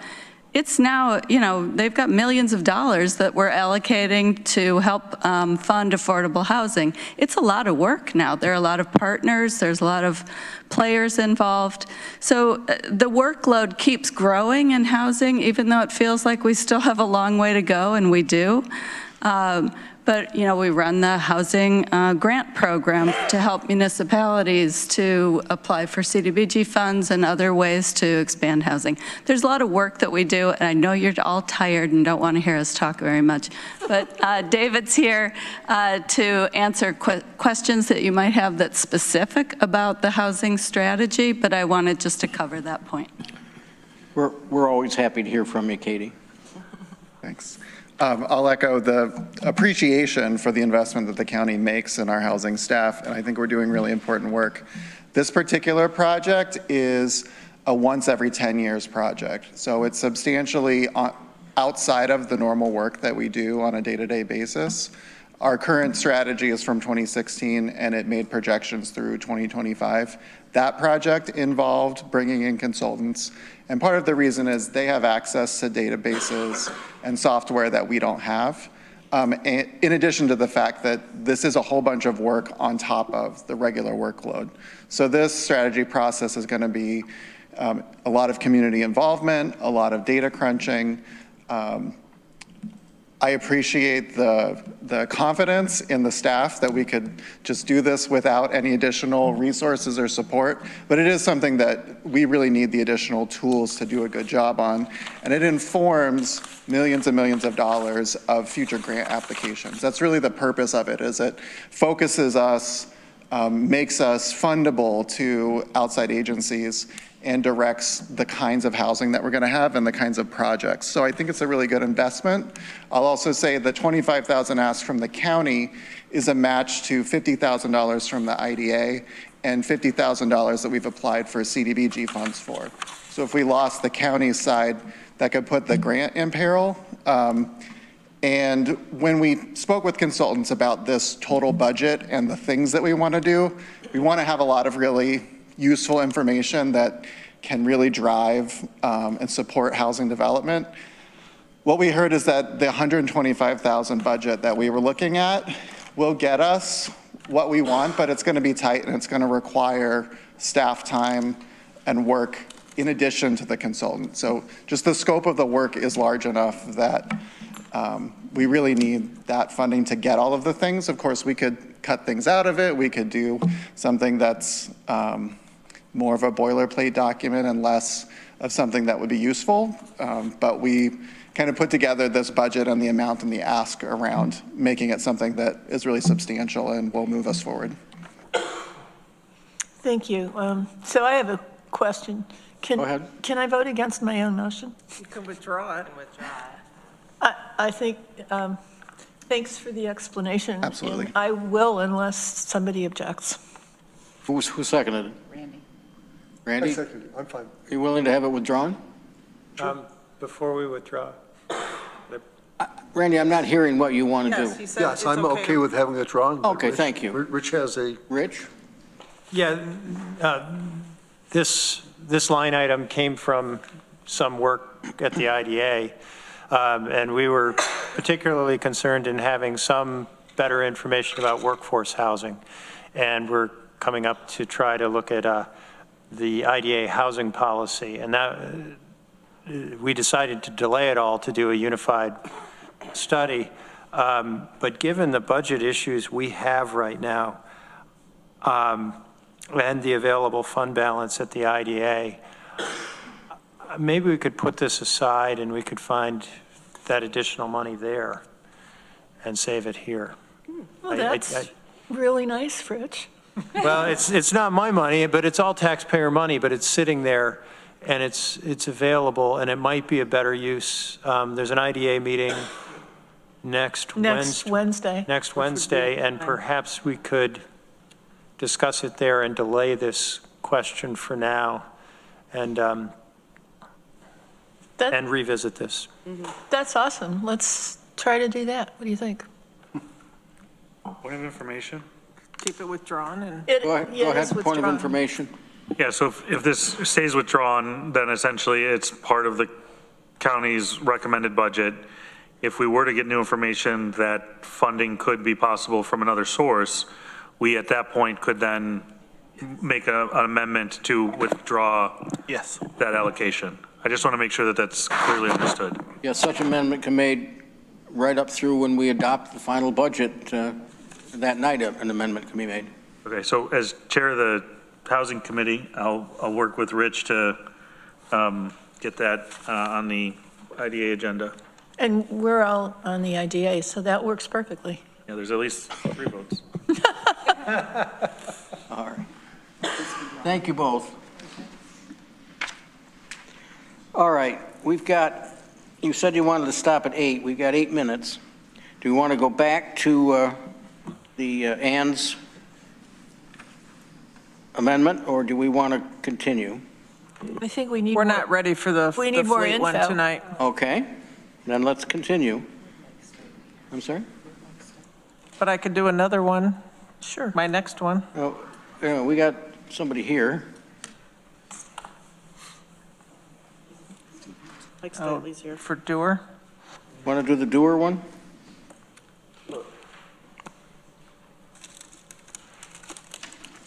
Shauna, you want to do emergency response? Yeah, I'd be happy to do that. And Dan also has a training stipend for 29.5 for Dewar. So, Okay. Dan, why don't we do yours? If that's all right. All right, we'll start with Dan's. Number 31. Okay, thanks, Shauna. Yep, I would like to move amendment to the budget to add $29,550 to the Department of Emergency Response as a training stipend. Is there a second? Seconded by Shauna. Discussion. Amanda. So there's numerous other amendments on this piece of paper are for training. And I looked through this paper with all the stuff, and there's a couple of other departments that, as far as I can tell, also had their training cut, including assessment, whole health, and assigned counsel. And I guess I'm like, I just, are people okay with reinstating training for some departments, but not others? And I guess I think that each voter should be clear that, like, you're sending a message to one department that you decide not to fund their training and another that you do. So, you know, travel training was something that was cut from a lot of departments, and the amendments we see here were just people, you know, legislators saying, I want to, you know, reinstate this one, and I don't know. It just, I wonder if we should look at them all together, or look at the line for human resources first, because what we talked about last year was that the human resources would have a larger pot of money for travel training, which also was cut. So I don't know. I guess I personally don't know how to vote for one travel training but not the other. I have a hand from Jessica Verfus on the we need to make Zoom. a distinction between, I'm sorry, go ahead, Jessica. There's a distinction that needs to be made that I think might be a little Go ahead, confusing. Mike, and then All right, Jessica, go ahead, Jess. And that's exactly what I was going to say, Mike. There is a distinction. This is not travel training. This is the training stipend for CTO pay, our training officer pay, as an extra for training new dispatchers. And that was actually negotiated in our last contract, so we're looking to restore that to the budget since it was already agreed upon when we negotiated the CBA. So this is a contractual obligation? Yes. But it wasn't included in the record. Well, how do you not recommend a contractual obligation?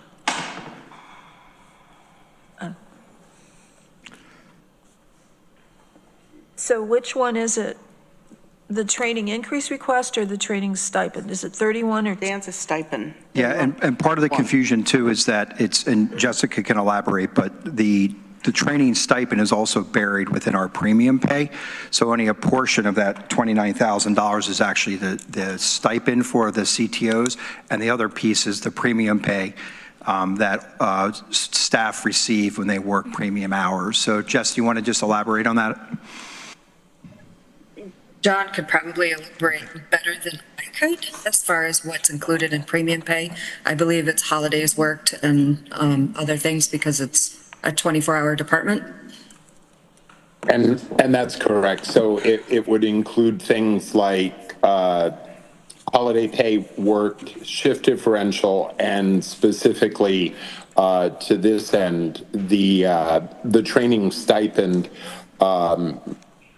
Within the CBA for the white collar contract, we were allocated up to 6 communications training officers, and it was incentivized with a $100 per month maximum, $1,200 per CTO, maximum number of 6 in any given budget year. This year's expenditure for 2025 comes out to $5,600.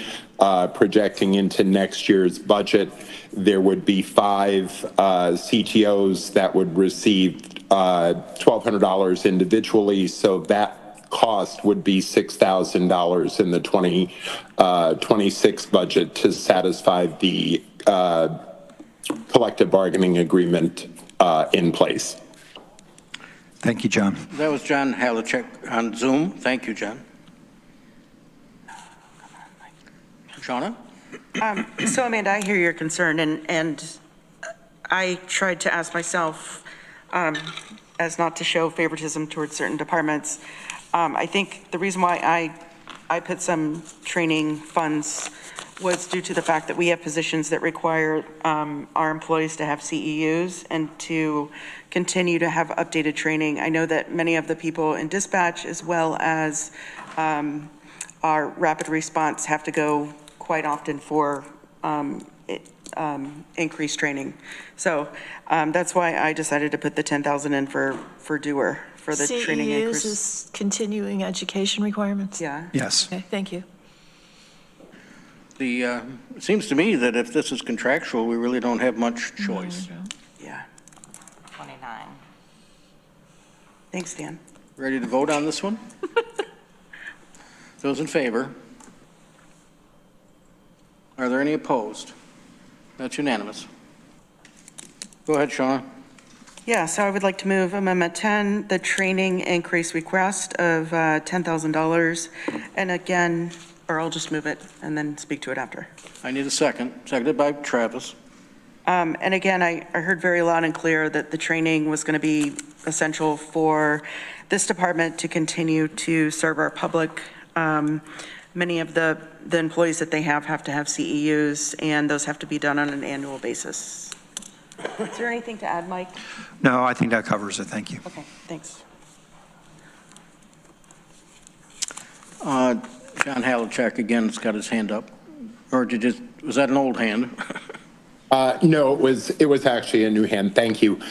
Just to provide some additional information, as I had mentioned in the original budget presentation, the state of New York revised the rules and regulations by which 911 PSAPs have to operate. And within that overhaul, there are now mandatory training pieces that were not previously in play that applies to each and every individual that works in the center. I can tell you 3 of those trainings as applied to all the current personnel probably at the end of the day with us hosting those training opportunities and cutting the cost by half still will run about $7,200. So should it be chosen to fund this back to us, we would be greatly appreciative of that. Greg. I'd like to motion to extend the meeting by 30 minutes. I have a motion to extend our meeting time until 8:30. Is there a second for that motion by Ann? Discussion on the motion. Dan? Yeah, we have staff here. We have a lot of work to do. Let's stay around. This is our jobs. Let's stick around a little bit. Those in favor of the motion to extend till 8:30? Any opposed? I think I have one opposed. You can't just shut down? Oh, wait. Sorry, Dan, I think it goes ahead. That's fine. Sorry to interrupt here. Go ahead, Rich. Yeah, listening to the discussion, I'm firmly in favor of Amanda's proposal or idea to put to try to short circuit the individual discussions on training. I'm thinking we should probably go to the HR line and increase that number and consider taking it out of one time for this year so we can sort of reset on training and not hit our tax levy. Mike, yes, go ahead. And then I'm sorry. Then we'll take Shauna. Yeah, I think that's a good idea. Just something I'd like to point out is when that budget line item was cut last year going into this year, they also changed the policy on how that money can be used. So what I would appreciate is when you're looking at that tactic, maybe look at how that money's funded. So this year, in order for us to tap into it, it has to serve a greater purpose. It can't just be one person or 2 people. So we had situations this year where we were trying to use some of that money, but because we didn't have enough people to really qualify at a singular point in time, we weren't able to access it. So I would just ask that you look at that as well. Certainly, that would be a good idea for GO, I think, to review and set up a policy similar to what we have for the legislators. Right, or probably BCP, because it's the, Okay. it's HR right. department, so. Wherever, but I agree with that. If the policy isn't working, we make it work, but let's do it in a comprehensive way, and we will avoid the individual piecemeal approach at these meetings. Deborah, or wait a minute, Shauna was first, then Deborah, then Ann. I think I have concerns about that just because I think it would start to feel like the Hunger Games. And I think it is more or less our jobs to make sure that we hear our departments. And if we have a department head saying that my employees need 100 credits in order to keep their license, that Michael's able to make that distinction. Whereas we do have departments that just want to send their people to training, and I can respect that as part of, being an employer. But I would also prioritize Mike because his employees can't work without their certification. So I think maybe in future years, once we have the policy, I would vote for something like that. But I would ask that for this year, we address the concern. For example, I also have I think Dan or someone added IT training. I mean, we know that we're going to be hit with cyber attacks or whatever. And so this is the year to invest in IT training. This is the year to invest in doer. Next year might be the year to invest in whole health or planning or whatever. Deborah? Well, further to Shauna's point, I don't think we can lump everything together. I mean, there are different kinds of training, and it's all valuable. It all improves the quality of our employees' ability to do their jobs. But obviously, contractual obligation or a requirement for continuing education in order to be qualified to do your job is a much higher priority than other things. So I'm not sure in a year where the budget's as tight as this one, we can afford to just add them all up and throw them in there. And unfortunately, I think that requires us to make these distinctions. And I hope that our staff understand that it's not, we're not dissing the importance of their jobs. We're just trying to limit training to what's absolutely essential. Let's see, we go next to Ann.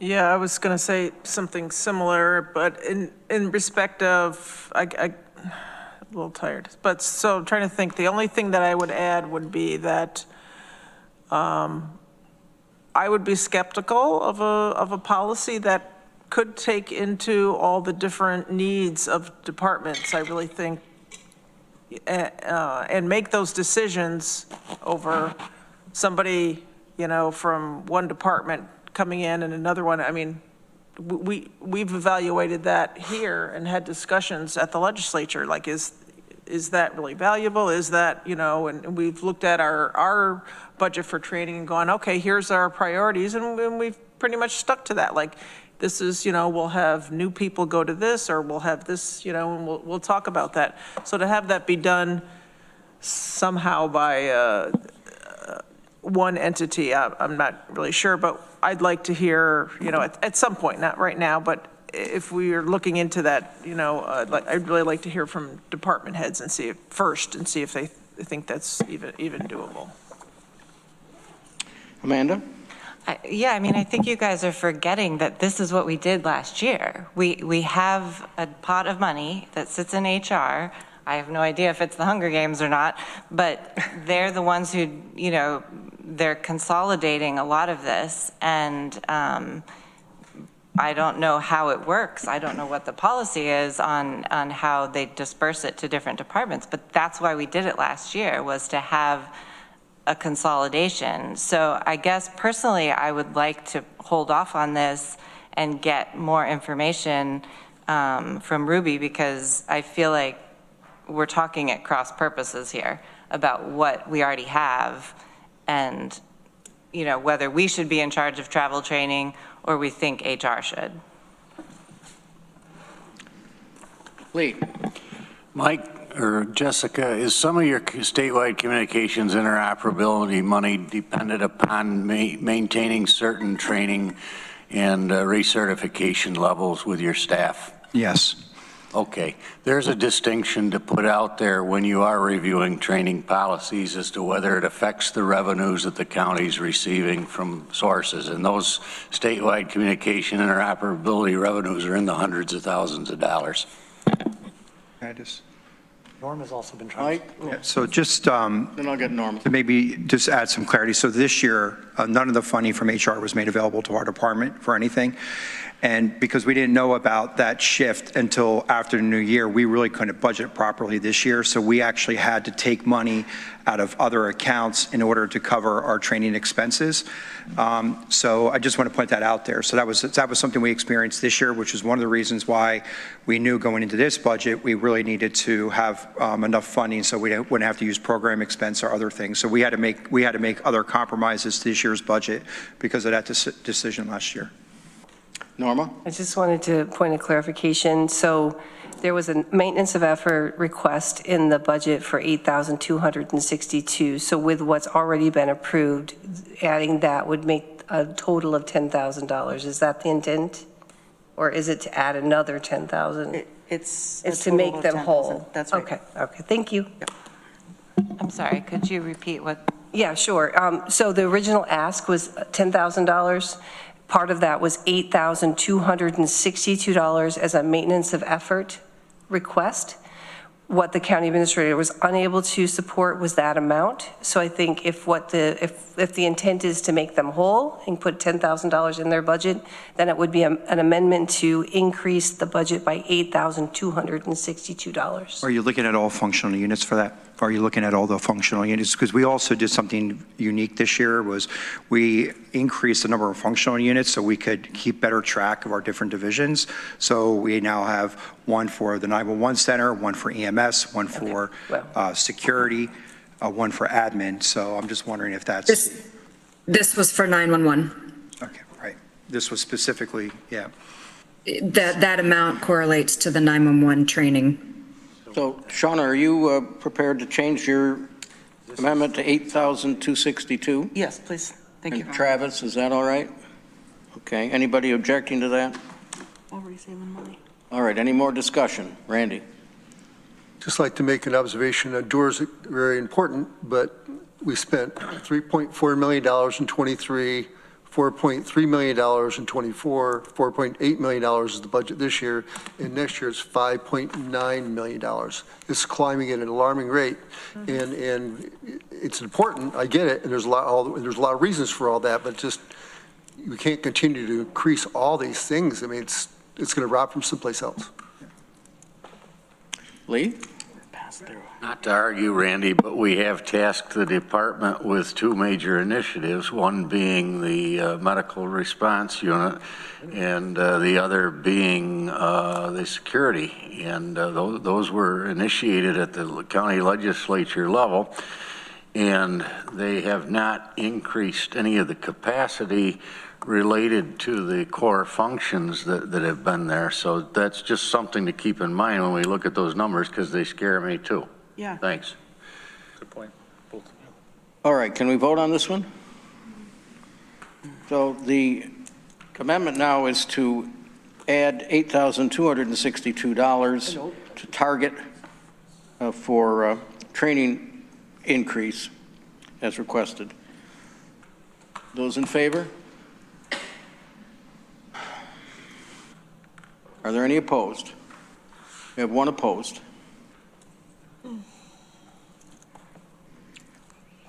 Shauna?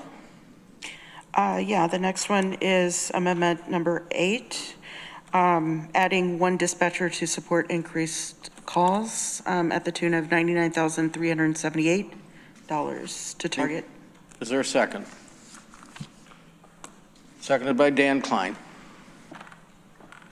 And I think we heard loud and clear that there is a shortage of dispatchers. I know that I've had experience in a constituent call that they called 911 and no one was answering the phone. I think the other concern continues to be we don't want dispatchers that are on their 61st hour working the phones and experiencing these super important calls.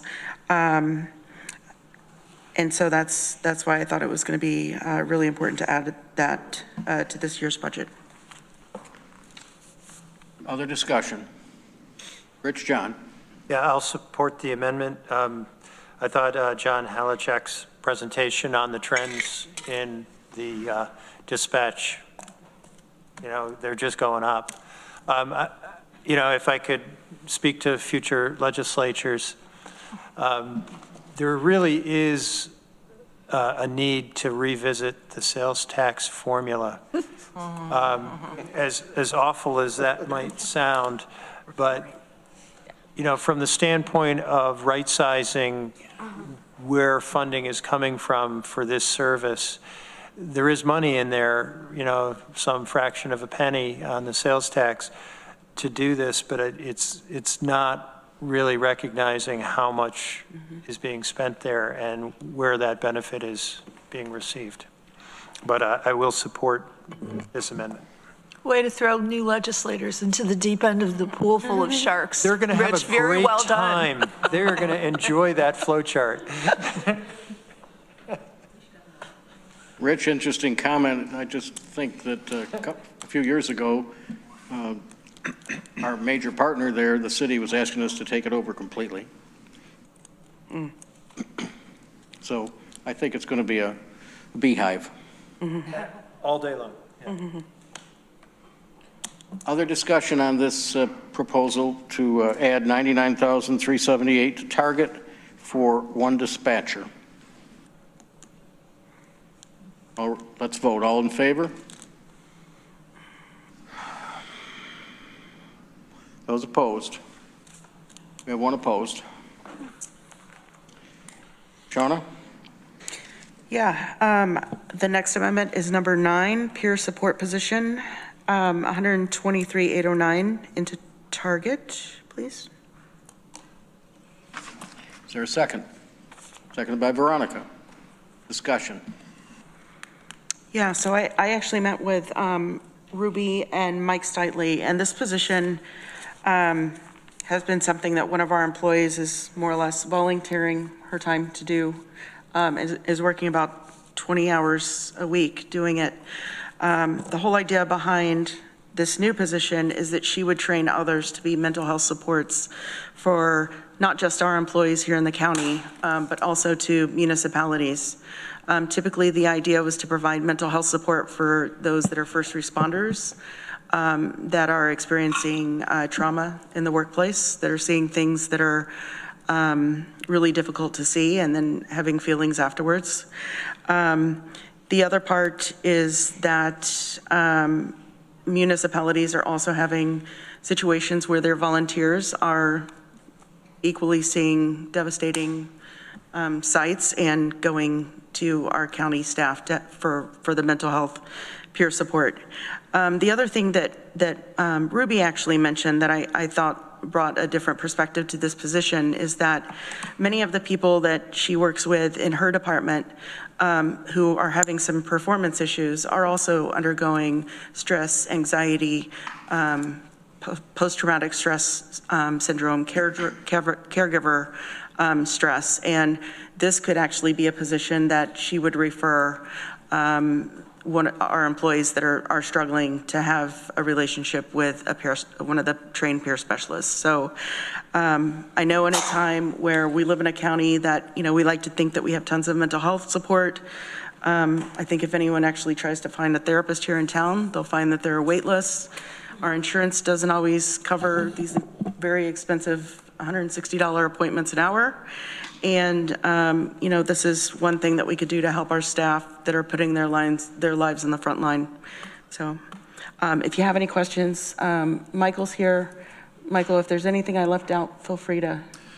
Yeah, I think the only thing I would add to that is this was something that was really birthed out of reimagining public safety.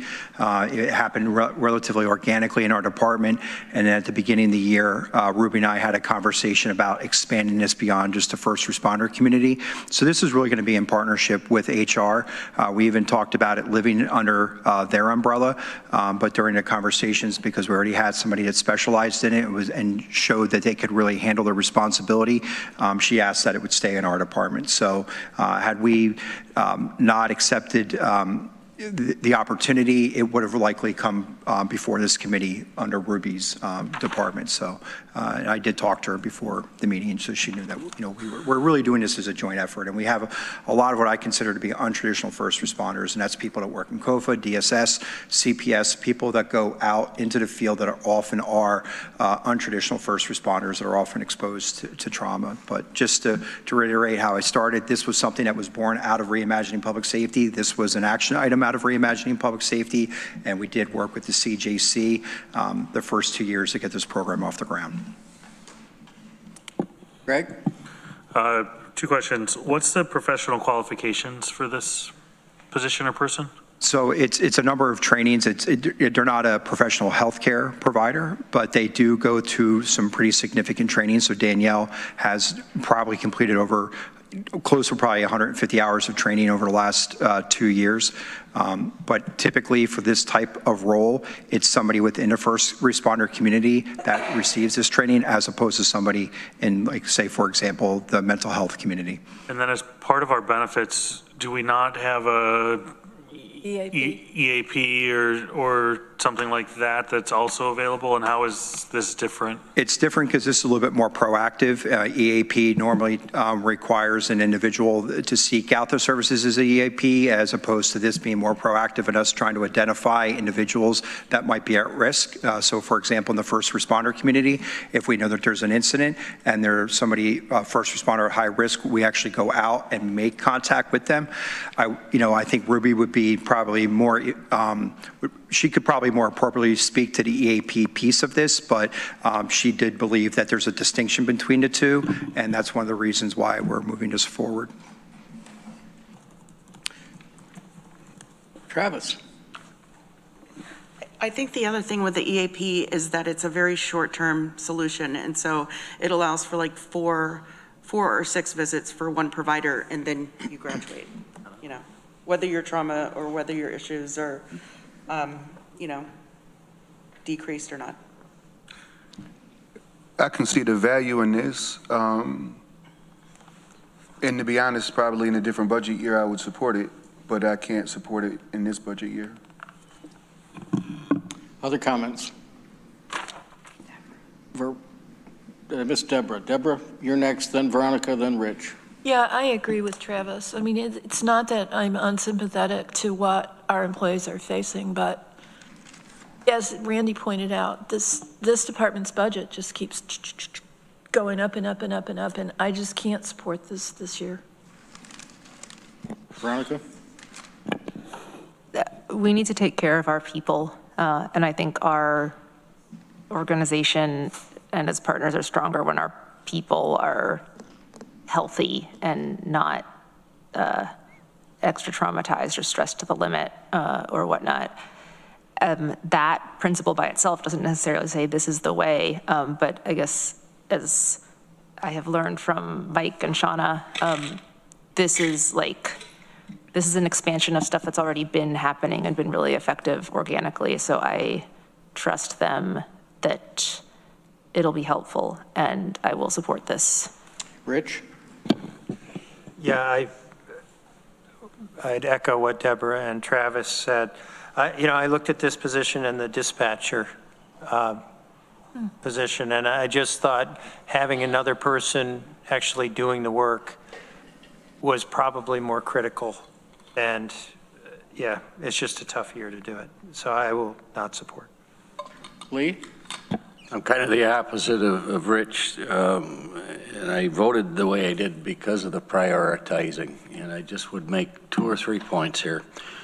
One is when it comes to first responders, the high rate of suicide that is in the discipline or across those disciplines. The second is they're oftentimes, and this is my characterization, the first people that need the help and the last that will ask for it. And thirdly, I think that where I had some hesitation on this going into the budget process, Ruby made the case. And the fact that this, it may be housed in one department, but it's assistance to our 700 employees. And I've recently went through a situation I don't ever want to go back through that involved a public employee, and the effect on the rest of the workforce has been devastating. It's money that goes toward the health and well-being of our workforce, and I wouldn't oppose this, where I will probably oppose the creation of other positions in the county throughout the budget process. Thank you. John Havlicek on Zoom. Yes, thank you. If I can just make 3 quick points for consideration about this position. The first, regarding Greg's comment and EAP, I would just ask everyone to bear in mind the extreme importance of cultural competency, and especially as it relates to the comments that Lee just made and our public safety professionals. Although that is not the only scope that this position would be created to handle, EAP is not going to be able to facilitate a culturally competent individual to interact with our public safety community in the best way possible. So I would ask you specifically to consider that when making the final decision on this position. The second, if you all have not seen, and Danielle mentioned this in her presentation, please do not lose perspective on the statistical report that came out of the state that identifies suicidal ideation in our public safety community. Dispatchers lead that at 21%, closely followed by our EMS personnel and then our fire and law enforcement partners. That's over 4 times of the regular population.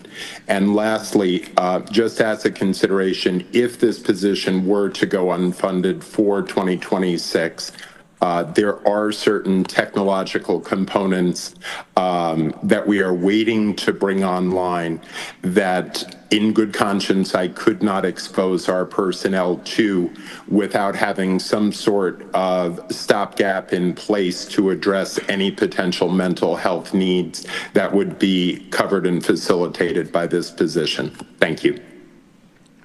All right, thanks for that, John. And now we'll go to Mike Sigler.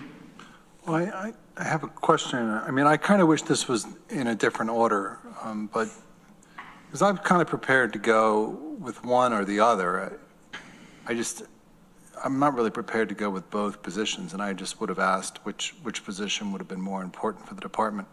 Number two, I would have just thought a lot of mental health services are covered through our health insurance. I mean, is that not the case? Shauna? So there's a massive shortage of mental health providers, a nationwide shortage of mental health providers. And so if you go and look for a therapist tomorrow, you'll look at our insurance, you'll go to Psychology Today, you'll write 25 therapists that accept our insurance, and all but one will say that they accept our insurance, and then the one will have a 6-month wait list. And so more than likely, you're probably not going to get an appointment. You can go to the Tompkins County Mental Health, our Tompkins County Mental Health. But for one, you're working with a county staff, which might be awkward for some of our people. I think you can get a virtual appointment easier, but that's a whole longer discussion, but okay. I mean. Okay, are we ready to vote on this one? Rich? Yeah, could we ask the question, because maybe we will revisit the dispatcher. Is there a priority? And I don't mean to put you on the spot, John, or Mike? I'll just be honest with you. It's really a tough question. And Very tough. I'd rather not be put in the position to have to choose or have my team have What to we choose. get paid the big bucks for. All right, so on the floor is an amendment to increase target by $123,809 for emergency response for a peer support position. Those in favor? 1, 2, 3, 4, 5, 6, 7. Those opposed? 1, 2, 3, 4, 5, 6, 7. Well, I don't think that passes.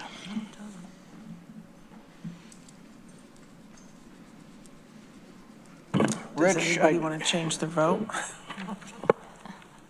Rich, your item, emergency response, I don't think we're going to be able to get it done in a minute left. It might take more than a minute. So I think we're going to have to pretty much, and I don't think we can do the training items in that time, but we did pretty good tonight, actually, on this list, after a long, long talk on the airport. Point of information. Yes. If an amendment such as the one that we just took fails in the way that it did, 7-7, what's the ability to bring back a similar amendment in the future? It's your choice. You're able to do that? Oh, yeah. Anybody can? Yep. Okay. I would recommend maybe changing $1 or something, but. Okay, I just wanted to make sure there wasn't a procedural thing that was going to prevent it's that. all ours, but one reason we need to have an odd number, not an even number of legislators. Okay, we're going to adjourn for tonight. Wow, thank you to everybody. Is it 1 to 1?